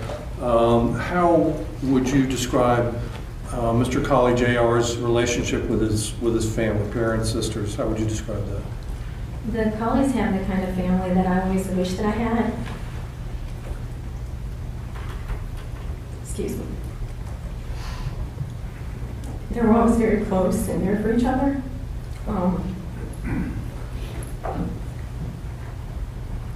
It's a very strong family. They would do anything for one another, and I always had aspired to have a family like that. You know, my immediate family. Okay. Would you see that closeness or have you seen that during the time that you've known JR and Mr. Colley? Oh, absolutely. Okay. Do you have brothers or sisters yourself? I do. Okay. Would you just, in comparison, would your relationship with your siblings be closer or less close than what you observed between Mr. Colley and his siblings? My relationship with my siblings couldn't touch what the Colleys have. Okay. How would you describe, and we talked about the sisters, his relationship with his parents? Did you ever see him around his mother and father? Their whole entire family is a very close family. They're all about family, and it doesn't matter what you're doing or where you're going, as long as you have your family. That was really kind of all that mattered. Okay. Have you ever seen Mr. Colley around animals or pets, that sort of thing? My cousin, Jared? Yes. Oh, absolutely. He loves animals. Okay. How are you, tell the jury how you know that or what you've observed about that? Well, there's been times when we'd have get-togethers, family get-togethers over at his sister's house, and she's got several dogs. And he's always playing with them and giving them treats and, you know, just wrestling with them and things like that. We were always, you know, walking around dogs. His dog was there and her dogs were there, so it was like a house full of dogs with the adults. I see. And of course, for the record, when you're talking about the sister's house, you're talking about Rhonda? Rhonda, yes. Okay. All right. Did you ever know Mr. Colley to do any coaching or work? Yeah, he coached his son. Okay. What sport? Baseball. Baseball. And do you know about how long ago that was? Oh my goodness, I know it was probably the baseball season prior to this happening. Okay. Just one minute here.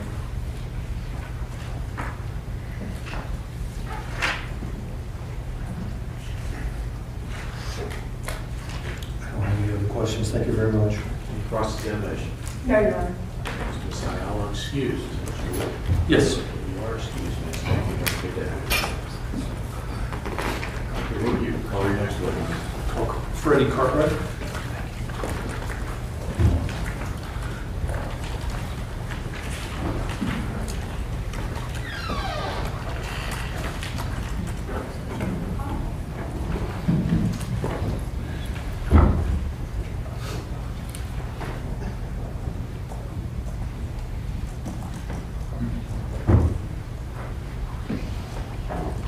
Sure, you come right up here to the witness stand, right here.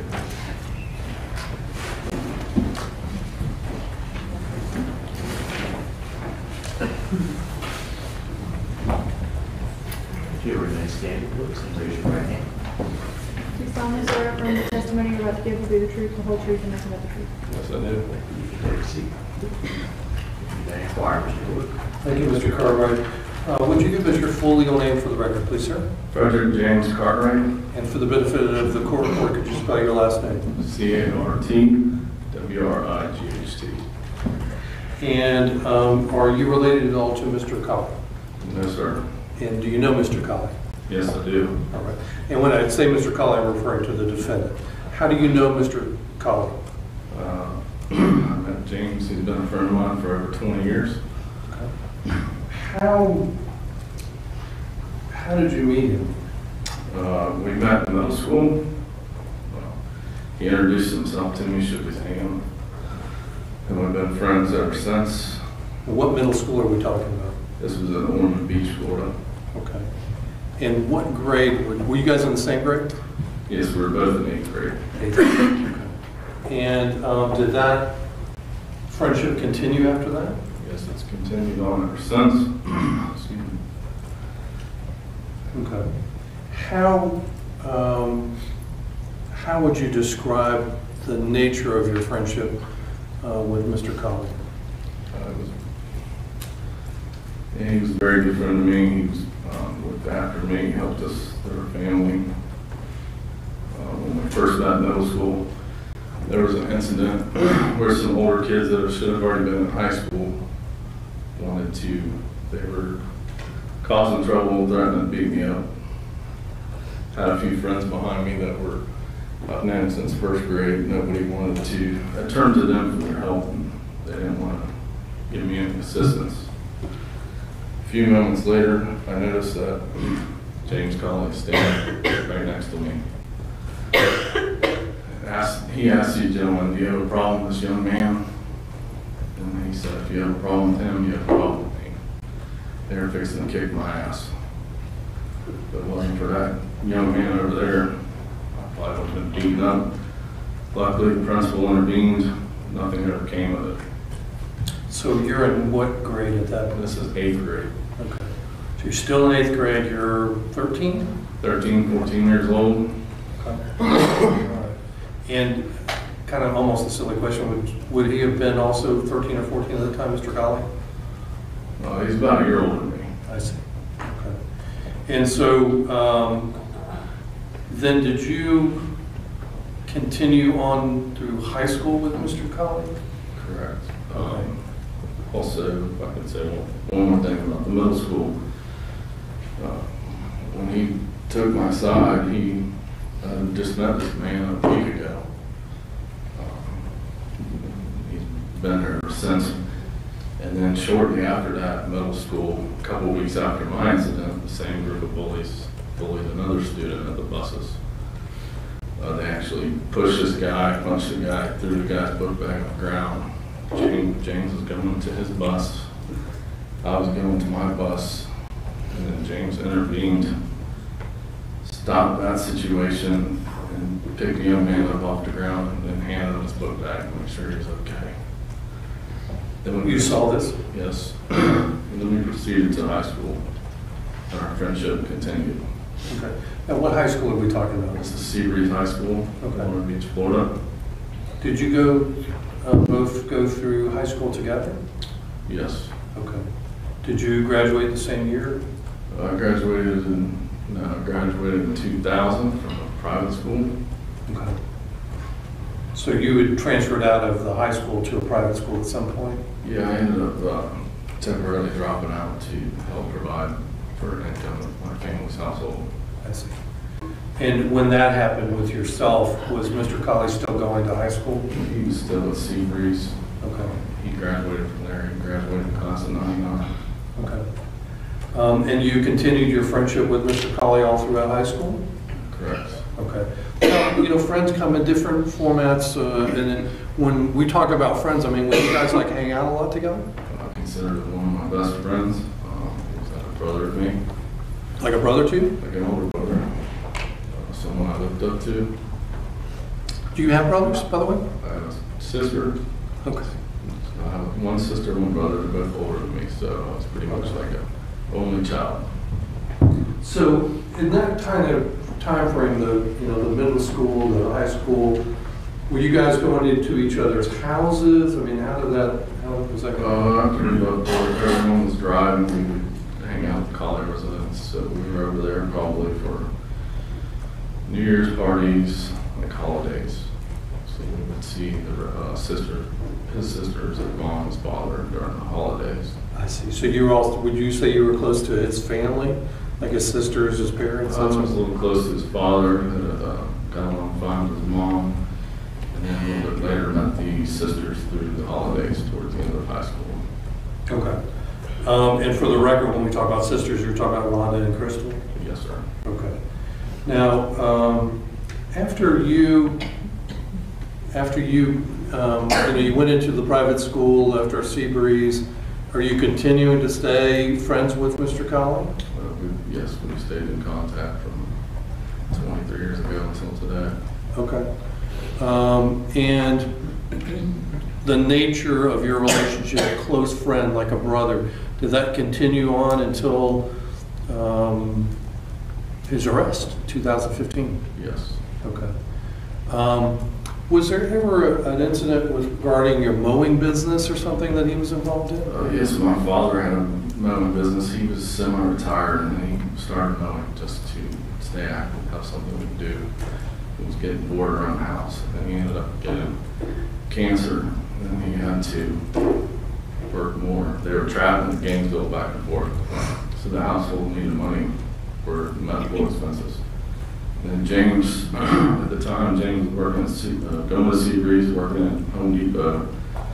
Then he was also cleaning 3 Bank of Americas at night in town. So he was working 6-7 hours a day, going to school, keeping a good GPA, honor roll.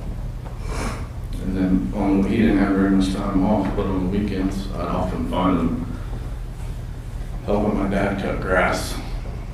They'd be working on Saturday or Sunday, and I'd show up to come help, and James would already be there mowing, working with my father.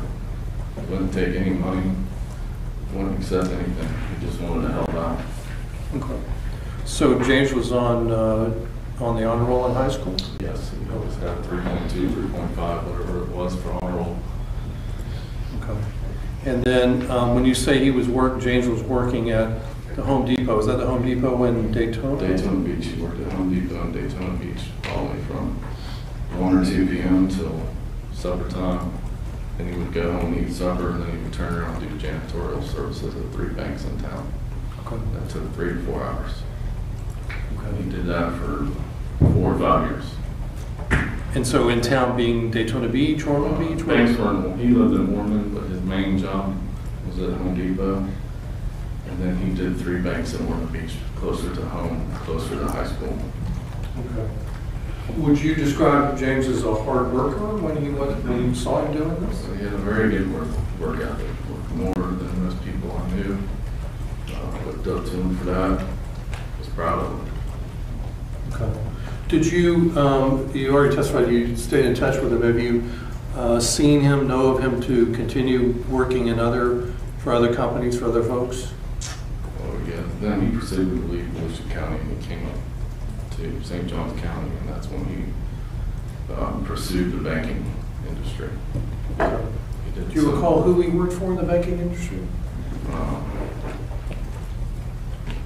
do not. Okay. All right. Did you continue to stay in touch with him after he was doing when he got the banking jobs, that sort of thing? Yes. He did some college here. I think he got his AA or AS. And then he got into the banking industry, and he's been in the banking industry ever since. Did you ever hang around or involved with Mr. Colley in the race car activities? He was a big-time racer. I didn't get to travel to those events due to I was always working as well, trying to pick up where he started. But I think that's why him and my father got along pretty good. So my dad did a lot of racing in the 60s and 70s. James was also a racer, so. Did James keep his own race car? Yes. Did you see him working on the car? Did he have mechanical I abilities? saw him working on the car, and then my dad taught him some mechanical abilities. And that's something that JT, his father, and James, they love to go do as father-son activities. They would go racing. They'd go to So when JT, that's James's father? Mr. Colley. Yes, sir. They would go to Gator Nationals. They'd travel all over the state. I never made it to those events because I have a teenage son from 2004. So I was busy with work, running 2 businesses, and taking care of the job. Okay. And have you hung out with James and his children? Yes. Okay. How would you describe him as a parent? He's a very good father. Every time we spoke, since Trey and Avery, we would talk about the weather, work, how's family, and the rest of this conversation would be Trey's done this, and it was all about Trey and Avery. One time he came by my house for New Year's, he was headed to his parents. He stopped off and gave us a card, Happy Holidays. I gave his son some rain boots and a rain jacket that my son outgrew, but it probably would work for Trey. And he called me for months on end, Trey's so happy you gave him these boots and this jacket. That's all he would ever talk about. I think Trey was 5 years old. And then my son was 3 or 4 years older than him, but I had some stuff I never threw out, so I'd given him to Trey. That's all I ever mentioned. Trey's so happy. He gave him this nice raincoat and these boots. Do you see JR the closest within his family, to his parents, his sisters? He had a really close relationship with his father. He got along well with his mom. And he seemed to love and care for his sisters. It seemed like they all got along, but I didn't spend a lot of time with his siblings. Have you, in recent years, have you spent much time being around JR's father at all? Yes. Do you know of his condition? Yes, I do. Tell the jury about that. Well, he's had a heart attack. He's had surgery once, and then he's not doing too well now. And I'm pretty sure he's overwhelmed with all of this scenario here, and I don't believe he's going to be with us much longer. Okay. It's not looking good. Do you know where his father and his mother live? They still live in Volusia County on the beach side in Northern. Okay. All right. I don't have anything else. Thank you very much. Cross-examination. Yeah, you're right. Is Mr. Carver excused? Mr. Wood? He can be excused, Your Honor. Carver, you are excused. Thank you. Have a good day. Mr. Wood, you can call your next witness. You John Schwinghammer?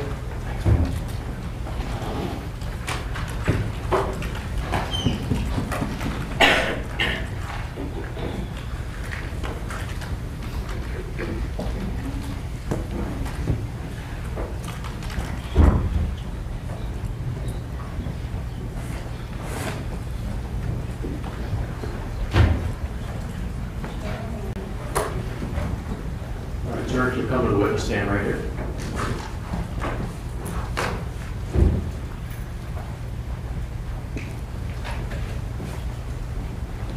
You remain standing, please. Raise your right hand.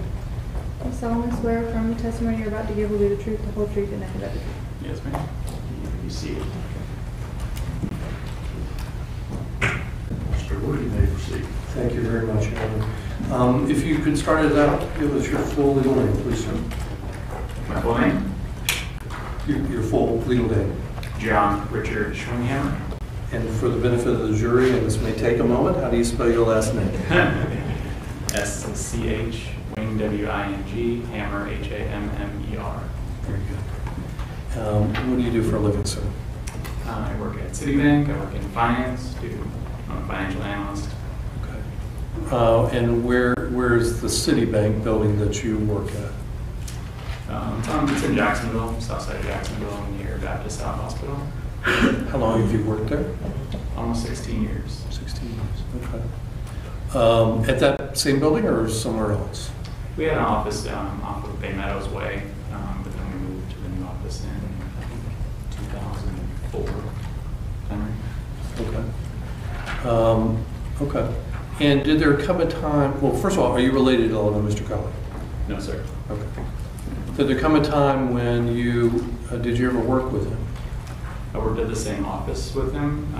We were not in the same departments, but we were in the same office building.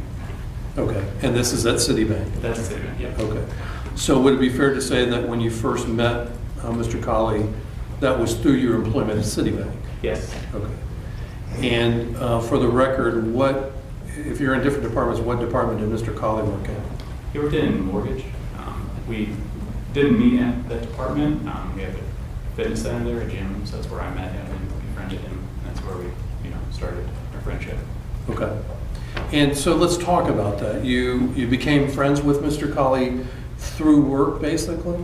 Yeah, so again, we, some people take, they go to the gym in the beginning of their shift, before their shift, I should say, during lunch, after work. So he and I both would work out during our lunch shifts, and that's where I just befriended him, met him, introduced myself, and we just started to talk and chit-chat. And then I would run into him after picking up my kids at school, because both of our kids went to the same elementary school.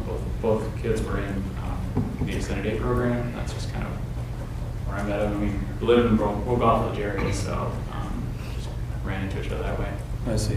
You didn't live in Marabella, but you lived kind of near Marabella? Yeah, I used to live in Sevilla, which is a neighborhood near Marabella. It's by the Gate gas station off the International Bell Parkway. Okay. So you really became friends with him about what year then? 2014. Okay. And for the benefit of the jury, you mentioned about a gym. Was there a gym there in the Citibank building? There was, yes. Okay. So we, work out together. We both go. I am instant message, coordinate days and times to go, and we go to the gym 2 or 3 or 4 days a week. Just workout partners. Push each other and try to encourage each other to lift more weight and squat each other and just things like that. And talk about hunting, fishing. We both enjoy doing that. So then through that, we just had similar interests, and we would hang out outside of work. We both go hunting. Started showing me, taking me up to the Guana Wildlife Management Area. He showed me some of his secret spots for duck hunting. We would go fishing out at Belong Beach area. So good times, good. Good friend, really good friend. Okay. So if you could kind of give the jury an idea of outside of work, maybe how often you would get together with him for whatever activities, whether it was hunting, fishing, or anything else. Yeah, so, excuse me. So, he was a really good friend. We would, during hunting season, go duck hunting out at Guana. We would talk about hunting. Our families actually went out to dinner multiple occasions. We both all just went out to the beach. His profile picture on Facebook is catching fish. Both my kids are in the picture with his kids. Holding fish. Both our kids were in athletic sports.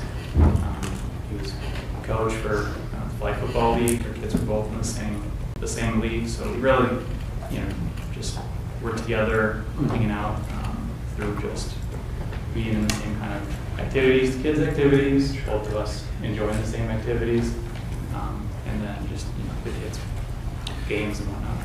So you have children? Yes, sir. How old? The names, boys, girls? 2 boys. They're 10 and 7. Jacob and Zane. Okay. And they're similar ages to Trey and Avery. I see. And so when, so there were times when your children got together with JR's children as well? Yeah, most times. I mean, at work, it was he and I that were obviously hanging out together, working out together, because kids don't go to school, or to work. But yeah, the kids were both in the same after-school program, and then when we would hang out together, it would be just either me and my kids, James and his kids, or both of our families with our wives. The kids were playing together, they were friends, had fun, they got along really well. They'd be over at our house, or we'd go play at the playground. I mean, it was just a normal friendship that you have with another family. And I didn't ask you, are you married, sir? Yes. Okay. And so when you're getting together with his family, is your wife also involved in those activities when you're doing stuff with the kids? Sometimes. She was there some of the time. Otherwise, it was just, he's my friend. My wife, got along with him well. We got along with his wife as well, too. So we all did get along together, but it was more my friendship with him. So it'd be 2 of us hunting or fishing, or it'd be me and my boys and him and his kids. So it was more often us hanging out, but there were often times when we would all together, all 8 of us get together. Before I forget, I know you were in separate departments. Did you ever, at Citibank, did you ever have occasion to see how Mr. Colley interacted with his fellow employees?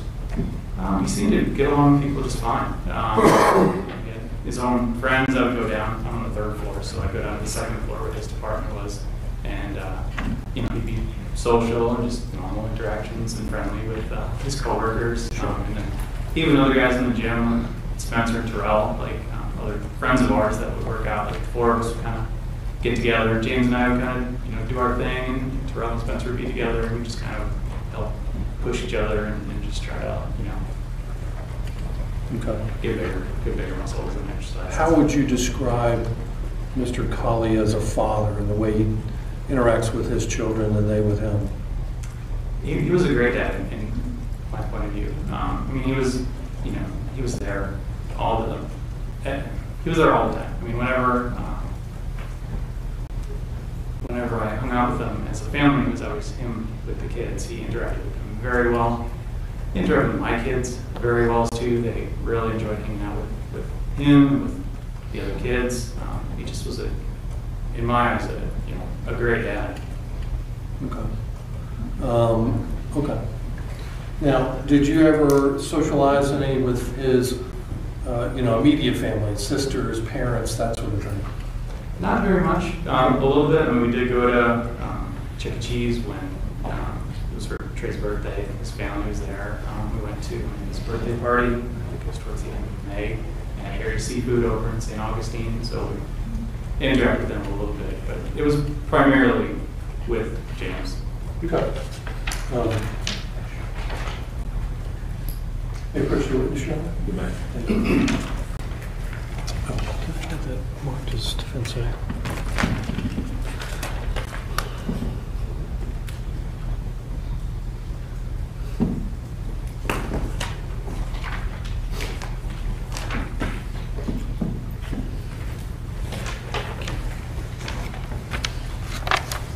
Mr. Schweinhammer, I'm going to show you a single picture and ask if you recognize the contents of that picture. Yeah. So that's my sons, Jacob and Zane, and his son Trey, his daughter Avery. He's holding the fish jack that we were at the beach together that day. My wife Tanya and Amanda were there as well. They were hanging out, kind of sunbathing, laying out, getting tan, and we were just running around with the kids and catching fish. It was just a really great day. Which beach? So it was south of Guano, but north of Volano, I guess it's Guano Beach. Okay, all right. And about how long ago would this have been that the picture shows? It says August 5th, 2015. Okay, all right. I'd like to, and does the picture depict the activities that occurred on that day at that beach? Yeah, it was a great day. It was fun at the beach. I mean, we just had a great time, both of our families. Normal, fun afternoon, summer fun. Okay. Judge, I'd like to admit this is defense one. Any objection? No, Your Honor. No objection to receive this defendant's exhibit. And may I publish it to the jury? You may.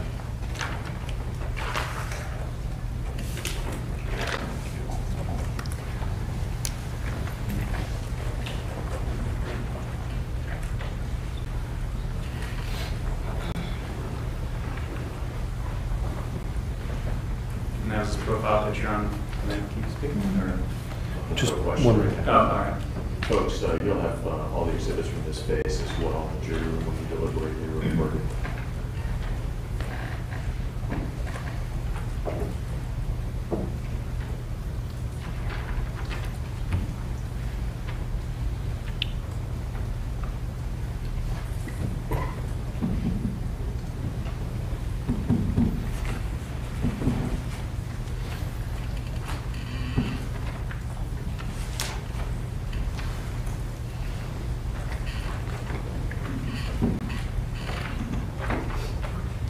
Now, did you ever know, well, let me actually ask you one additional question. In your work at Citibank, were you involved in any charitable work, anything like that through Citibank? Me personally, yes. Our company is big on giving back to the community, so we offer volunteer days for everyone for once a year to attend and participate in local community service or just charitable events. I never personally volunteered with James during one of those things, but I know from talking with him or an email or something about him either attending or being part of the Dragon Boat Race, which I think is some kind of charity in Jacksonville. Okay.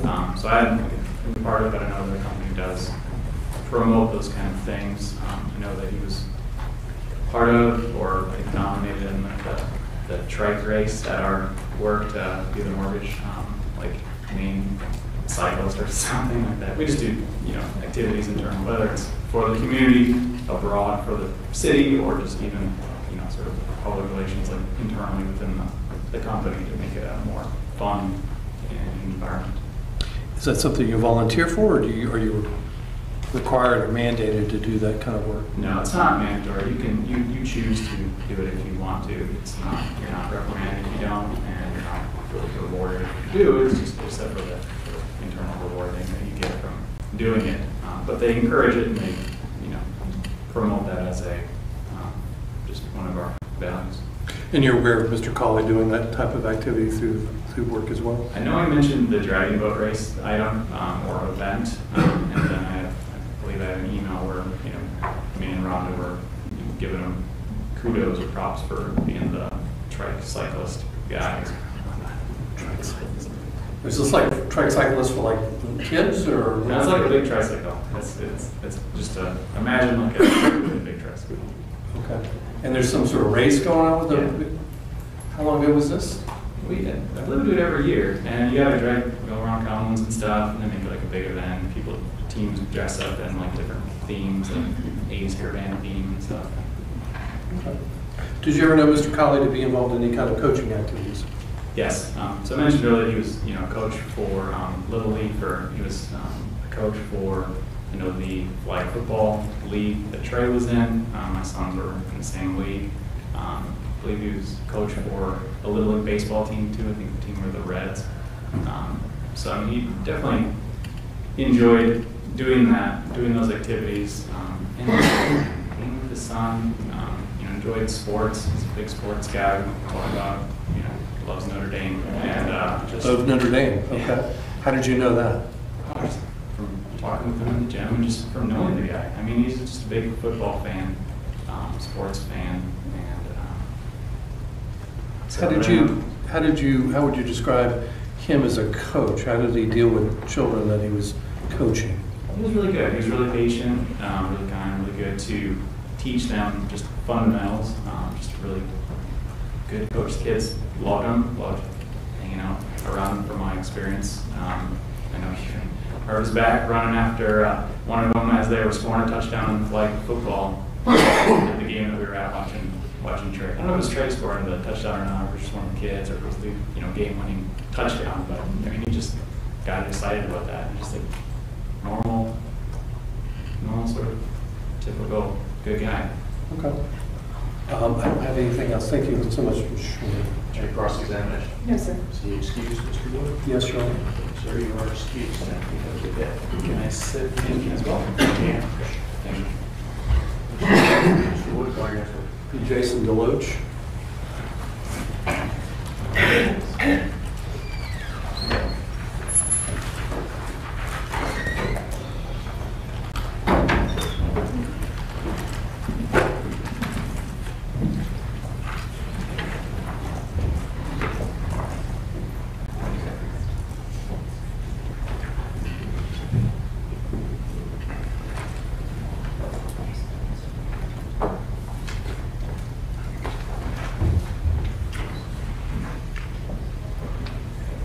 Sir, if you come up here to the witness stand. Thank you.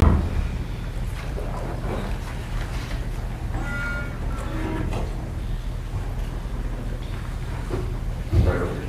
Thank you. And if you'll remain standing, please. Raise your right hand. You solemnly swear affirm the testimony you're about to give will be the truth, the whole truth, and nothing but the truth. I swear. And you may proceed. Mr. Wood, you may proceed. Thank you, Your Honor. Would you give the jury your full name, please, sir? My name is Jason Deloach. And for the benefit of the court reporter, could you spell your last name? It's D-E-L-O-A-C-H. And what do you do for a living, sir? I work in the mortgage industry. I'm a supervisor of an operations team. Okay. And who do you work for? I work for PNC Bank. And where is that located at? We have an operations center in Jacksonville, although it's a national bank. So while we may not have as much of a footprint in this area, they're very large throughout the country, obviously. Okay. Well, first of all, are you related at all to Mr. Colley? No, I'm not. Okay. And how do you know Mr. Colley? We began working for what was Syndicate Mortgage, eventually became PHH. It's pretty common in this area, in 2002. James and I, we went through training together. I believe it was 6 weeks, if I recall. And we were also assigned to the first operations team together. So we worked very closely, but we became very fast friends. Okay. And this is in what kind of mortgage work or what? Yes, it's in a mortgage operations center. So once the loan's originated, it goes to an operations department, and that's where we process the loan. So it's pretty strenuous, stressful work, but it takes a certain personality to be able to do it. Excuse me. And where is this located at? This was located in Jacksonville. They've since changed names. There's been a few buyouts, so Lender Life, I believe, is the name they're under now. Okay. How long did you work for them? I worked for them until, oh my goodness, forgive me, 12 years, Okay. I believe. So I believe it was until 2014, if I remember correctly. So when did you meet JR? In 2002. 2002. And so what was your title, I guess, if you will, at PHH? I was a loan processor. I see. Same as James. Okay. And so did you work like physically close to Mr. Colley? Oh yes, we went through the 6-week training program together, but we were also on the same team afterwards. So we mostly did loans that were originated from New York. We represented a private client. So we were on the same team. We sat next to each other for at least, if I recall, 6 months. But even after I moved to a different team, we were still extremely close. We took lunches together. We would go out to dinner together after work. So we were very, very close. Okay. And how long have you been friends with Mr. Colley? Since 2002. Okay. So that friendship has continued on? Yes, it has. Okay. And how would you, how long did you work with Mr. Colley there at PHH? So we worked together for at least 10 to 12 years. Even when we were on separate teams, again, we still saw each other, so we may not have worked directly next to each other. We were in the same building, we were on the same floor, and we frequently made trips to see each other, regardless of where we sat. Did, just so I've got my notes right, did PHH ever change to like Chase Bank or any other? No, PHH, when we started, it was Defendant Mortgage. They switched to their original name of PHH Mortgage, which it eventually, it's been bought and sold a few times since then. Okay. But for the time that we were working there together, it was PHH Mortgage. So how would you describe Mr. Colley as a fellow employee? Oh, very, very reliable, very trustworthy. With Defendant PHH, it was highly customer service driven. And it was also, again, as I said, extremely stressful because we would have loan inventories of, I've had one of 150. I know James has probably had at least 100 to 150 at some point in time. When you have to have daily contact with that many people, it's difficult, so it takes a certain kind of person to do it. We're compensated, obviously, based on the number of loans that we close, but none of that matters if you have poor customer service.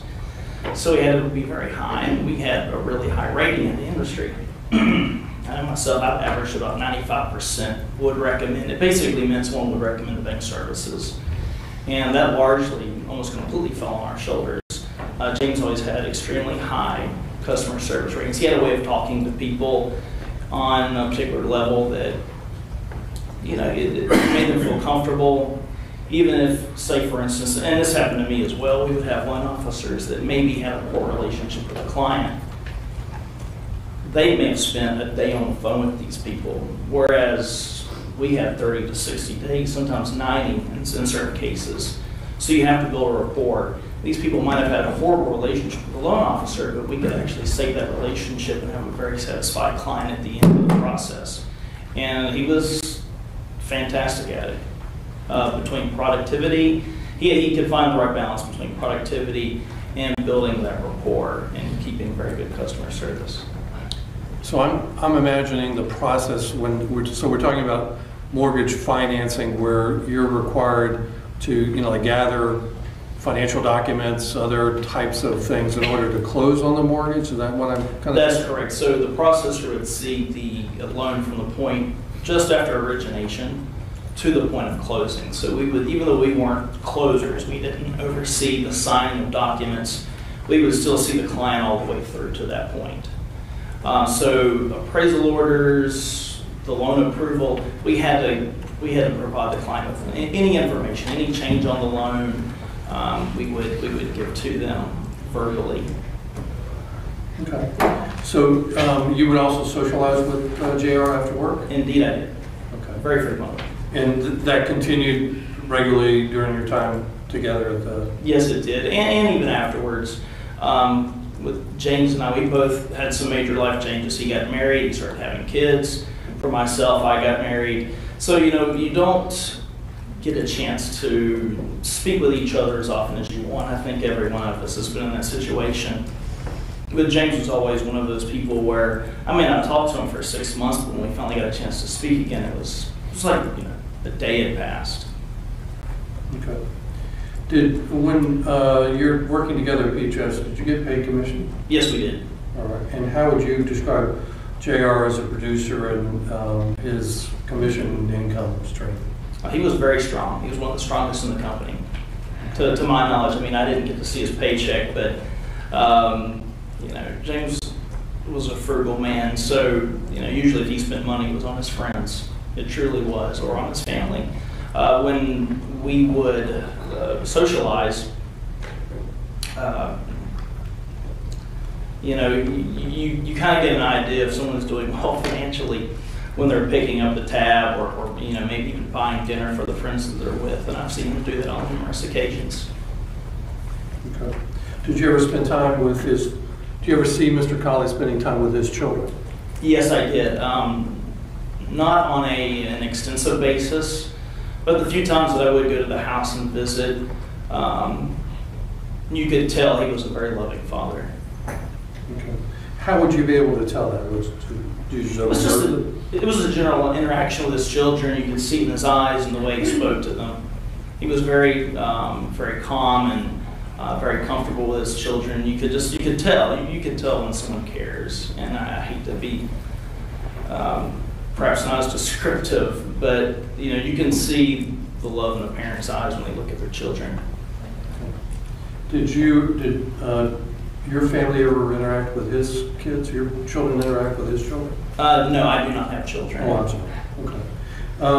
Okay. Going back to the employment situation, did you ever see JR mentor any other employees there? Did I ever see him? Mentor or train or assist other Yes, employees? I did. So any new employee that was assigned to James' team, usually, pardon me, he would take them under his wing. He would talk to them, explain different processes. We were so busy at certain times because that industry is so cyclical. When things get very busy, it's hard to take time and actually spend it speaking to someone who's new. You're so busy trying to deal with your own accounts that to take time away from them, you know, it truly is a sacrifice. And he did that countless times. If someone came to him for a question, he would have an answer for them.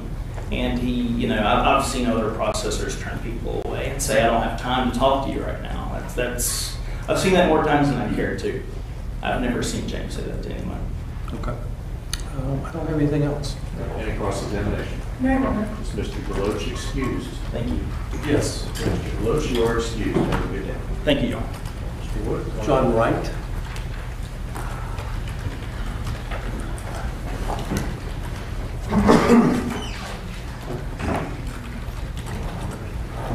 Can I have just a moment, Your Honor? Sure. Thank you.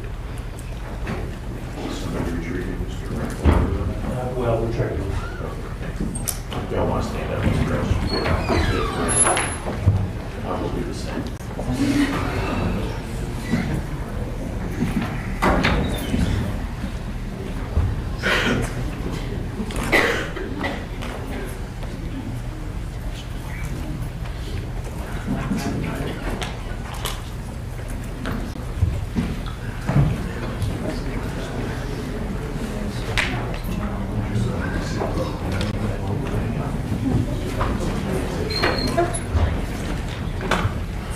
Can we approach just on the scheduling issue real quick?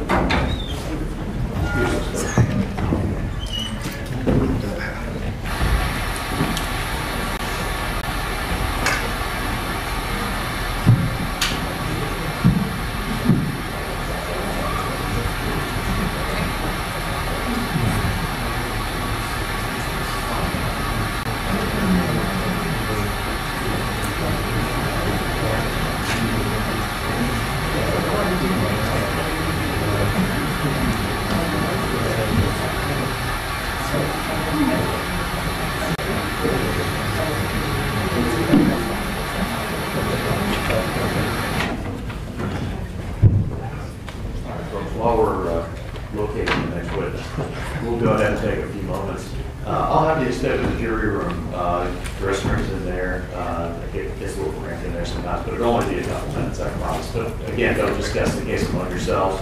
Don't do any research of any type. And your notes and materials here in the courtroom will be with you shortly.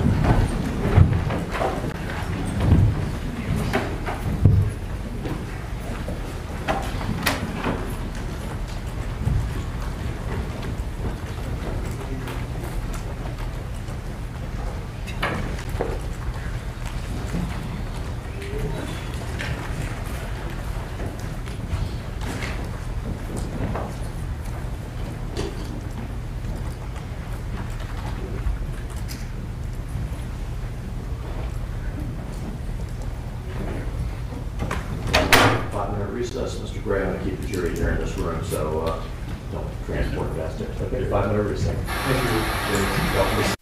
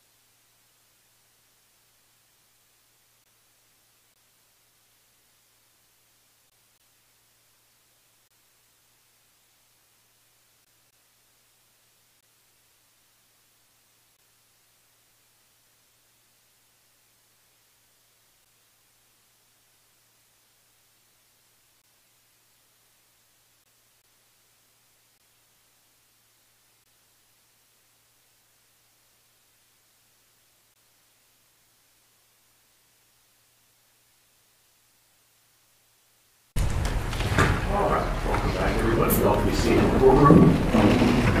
We are ready to proceed. Okay, Mr. Wright. I have. I was on a smoke break. I apologize. All right, let's John Wright, right.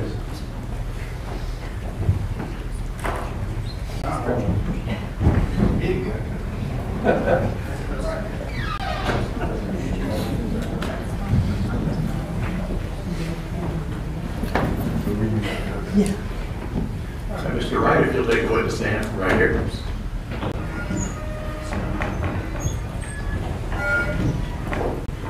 Remain standing. And if you raise your right hand, please stand. Do you solemnly swear affirm the testimony you're about to give will be the truth, the whole truth, and nothing but the truth? I do. All right, Mr. Wright, you can be seated. Thank you. Proceed, Mr. Wood. Thank you, Your Honor. If you'll start us off by your full legal name, please, sir. John Matthew Wright, W-R-I-G-H-T. Okay. And are you related to Mr. Colley by blood? No. All right. And are you married to somebody that is? I am married to his sister. Okay. Now, where do you live? I live in Jacksonville, in Mandarin. Okay. And how long have you and Crystal been living, or been married? 19 years. And do you and Crystal currently live together? Yes, we do. Okay. Now, how, let me kind of back up a little bit. Did you first meet Mr. Colley, Jr. through Crystal? Yes, sort of. Okay.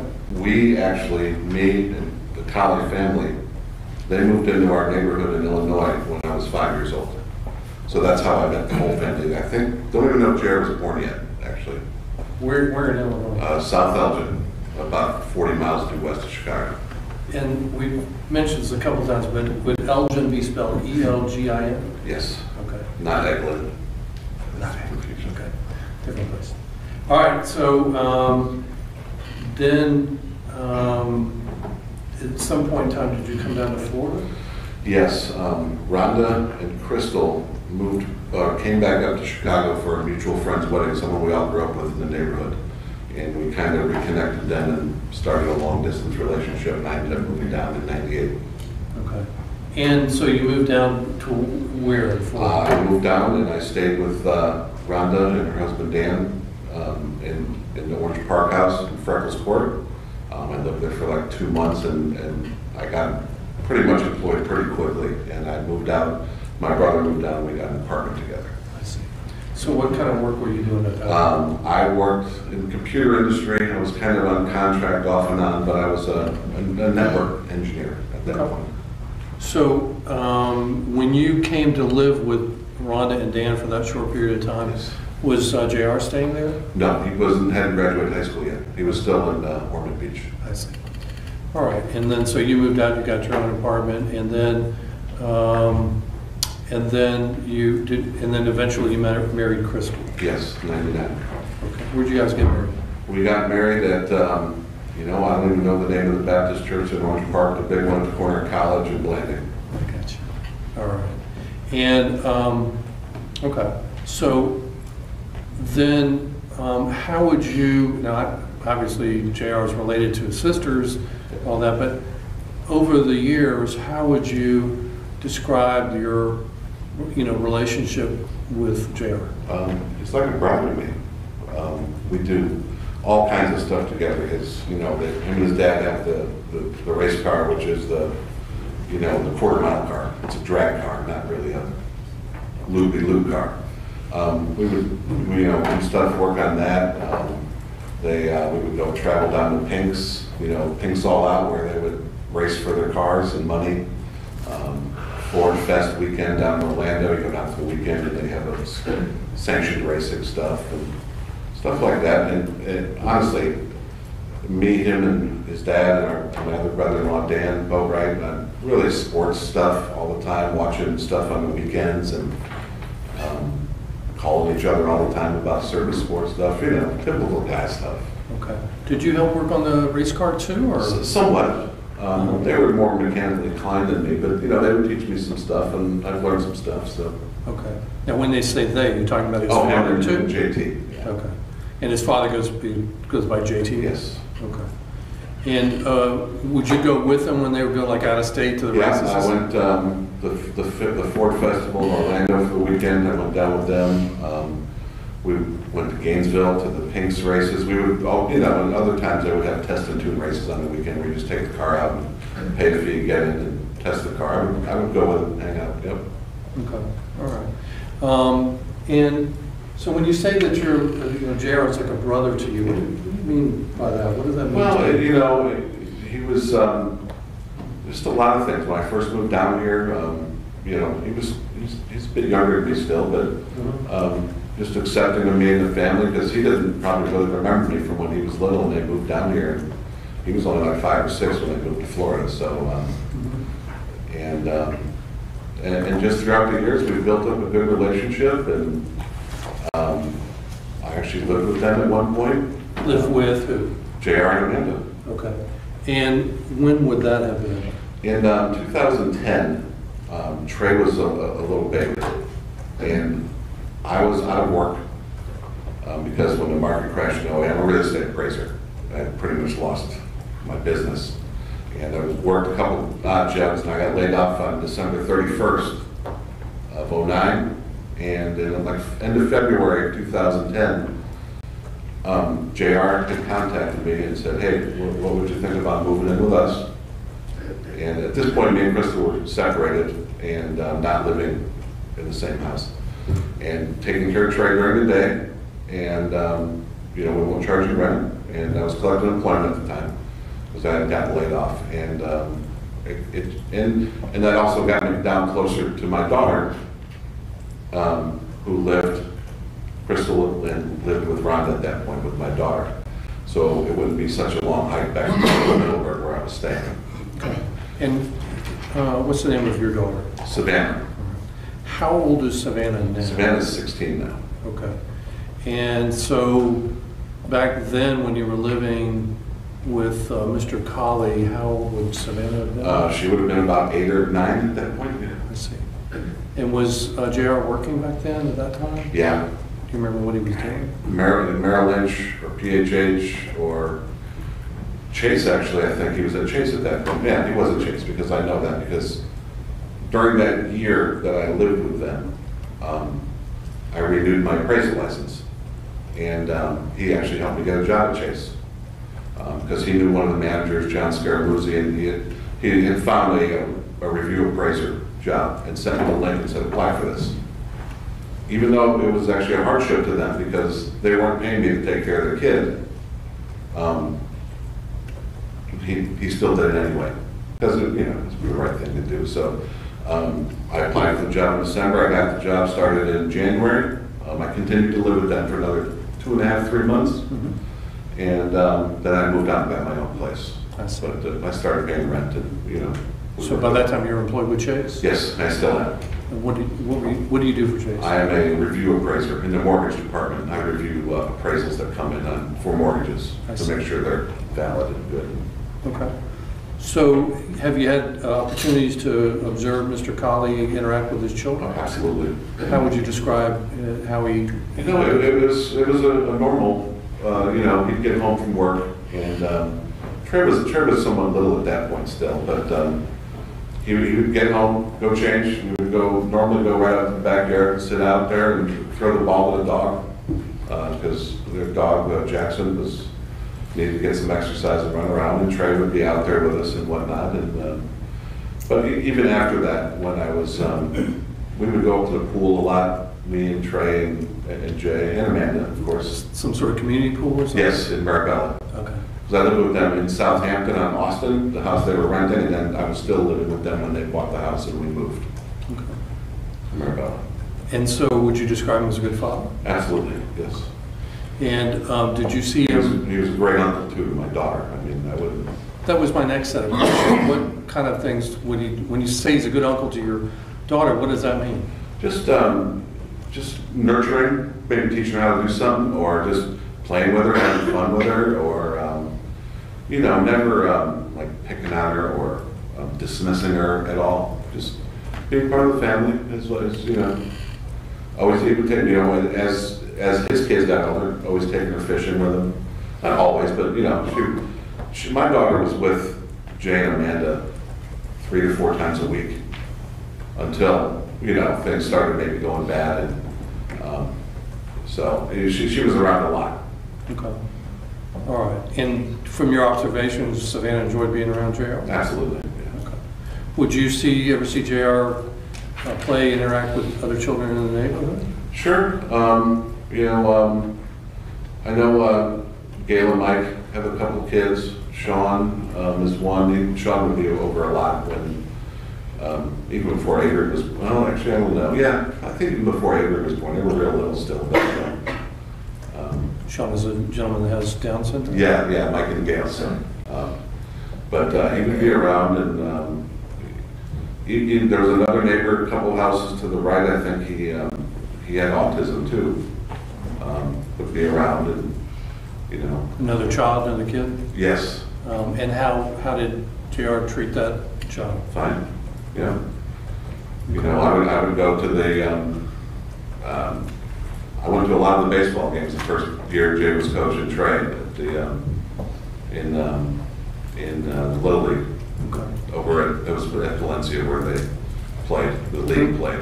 When would this have been, roughly? I don't know if the first year was 2013, 2014, one of those years. I think he did it 2 years in a row. Right. Did you ever see James coach football? You know, yes, I think I went to 1 or 2 games. Not quite as much as I did the baseball. But The baseball. Yeah. Okay. Did, from your observations, did James seem to enjoy coaching the? Oh, absolutely. Coaching? Oh, yeah. Okay. Now,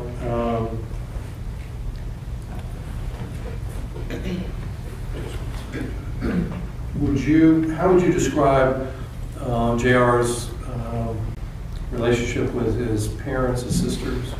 Very close, very tight-knit, tight-knit group, as they always have been since I knew them in Illinois. Okay.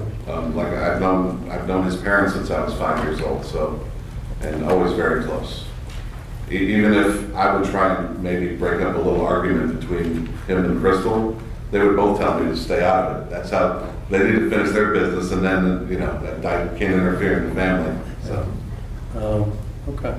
Now, you mentioned certainly Mr. Colley working at Chase, and Yep. had you known him to work at any other places? He was at Merrill Lynch for a while, PHH, Chase. When he was in, I remember, I think when he was in high school, he was doing landscaping for a golf course and working at Home Depot and cleaning banks, and just, I've never known him not to really, even if he was out of work or laid off, you know, where he had, I think he got laid off from some place for a couple months, but he got severance, and he was very active looking for another job. He even went to school to get his MCSE, which is the Microsoft Certified Network and Consultant or whatever, his certification. He was doing that. That was even, I think that might have been right after high school. He did that, maybe a couple of years. Always trying to, you know, like I said, he helped me get out of Chase. So it'd be fair to say he had steady employment? as far as I can remember, yes. Okay. Let me just check the notes change.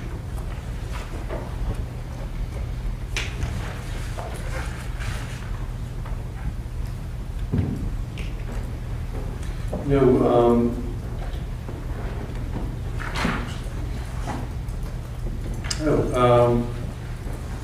Rhonda has dogs. Do you have dogs too? Yes, I have a new dog now. My dog Cubby died a couple of years ago after 12 and a half years. She was an older, big German Shepherd.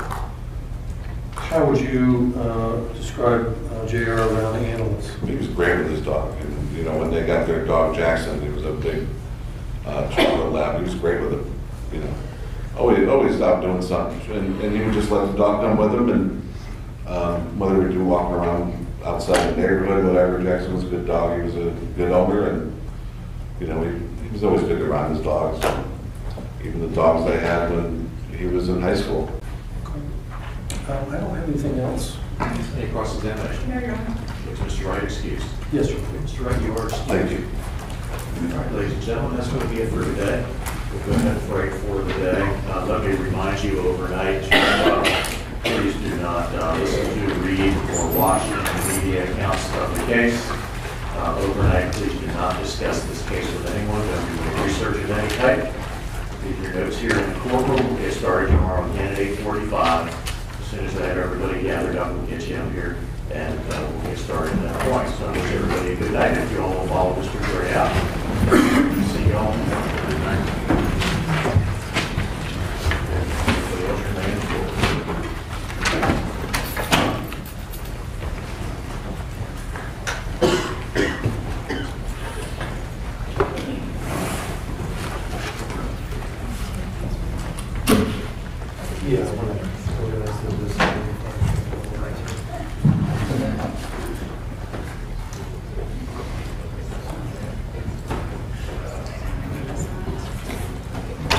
Y'all can be seated, remain in the courtroom until the deputies say the hallways are clear. Before we break for the evening, we just address a few housekeeping matters. Has there been a decision yet as to whether or not the defendant is going to testify, or do y'all need some more time on that? I think we're good, Judge. I think if you want to go through the colloquy now, What's the decision? He's not going to take the stand. Not going to take the stand. Okay, Mr. Colley, let me have you raise your right hand again. I know I placed you under oath 20 weeks ago, but do you solemnly swear or affirm that any testimony you give today will be the truth, the whole truth, nothing but the truth, so help you God? I do. Okay, let me ask you some of those same questions that I asked you last week and the week before. Are you under the influence of any drugs, alcohol, narcotics, or medication? No, Your Honor. Are you currently suffering from any type of mental illness? No, Your Honor. Do you understand everything going on here today? I do, Your Honor. All right, your lawyer, Mr. Wood, just advised me that you made a decision to not testify in this portion of this trial, so I want to go over that with you. Is that in fact your decision? Yes, my lawyers have advised me not to testify, so I am taking that advice at this time. All right, do you understand that ultimately the decision is yours? I do, Your Honor. Okay, after consulting with your lawyers? Yes. Okay, have you had enough time to consult with your lawyers about this? I have, Your Honor. All right, do you understand that you have the right to testify if you so desire? I do. All right, do you feel that you need any additional time to speak with your lawyers? I do not. All right. Has anybody promised you anything in order to get you to waive your right to testify? No, Your Honor. Has anybody threatened you in any way in order to get you to waive your right to testify? No, Your Honor. All right. And are you making that decision freely and voluntarily of your own free will? Yes, Your Honor. All right. I will go ahead and find the defendant has freely, voluntarily, and intelligently waived his right to testify during this penalty phase. He is competent, coherent, and alert based upon my observations of him and discussion with him, and did knowingly make this decision after speaking with his lawyers, after being advised of his right to testify. All right, and should you change your mind at any time, Mr. Colley, before the defense rests in this matter, let your lawyers know, and they'll let me know, so you can change your mind at any time. You understand that? Thank you, Your Honor. Okay. We will go ahead and be in recess until tomorrow at 8:45. Yes, sir. You made it through all of your witnesses for today. So before we do that, let me just, for scheduling, we have two more.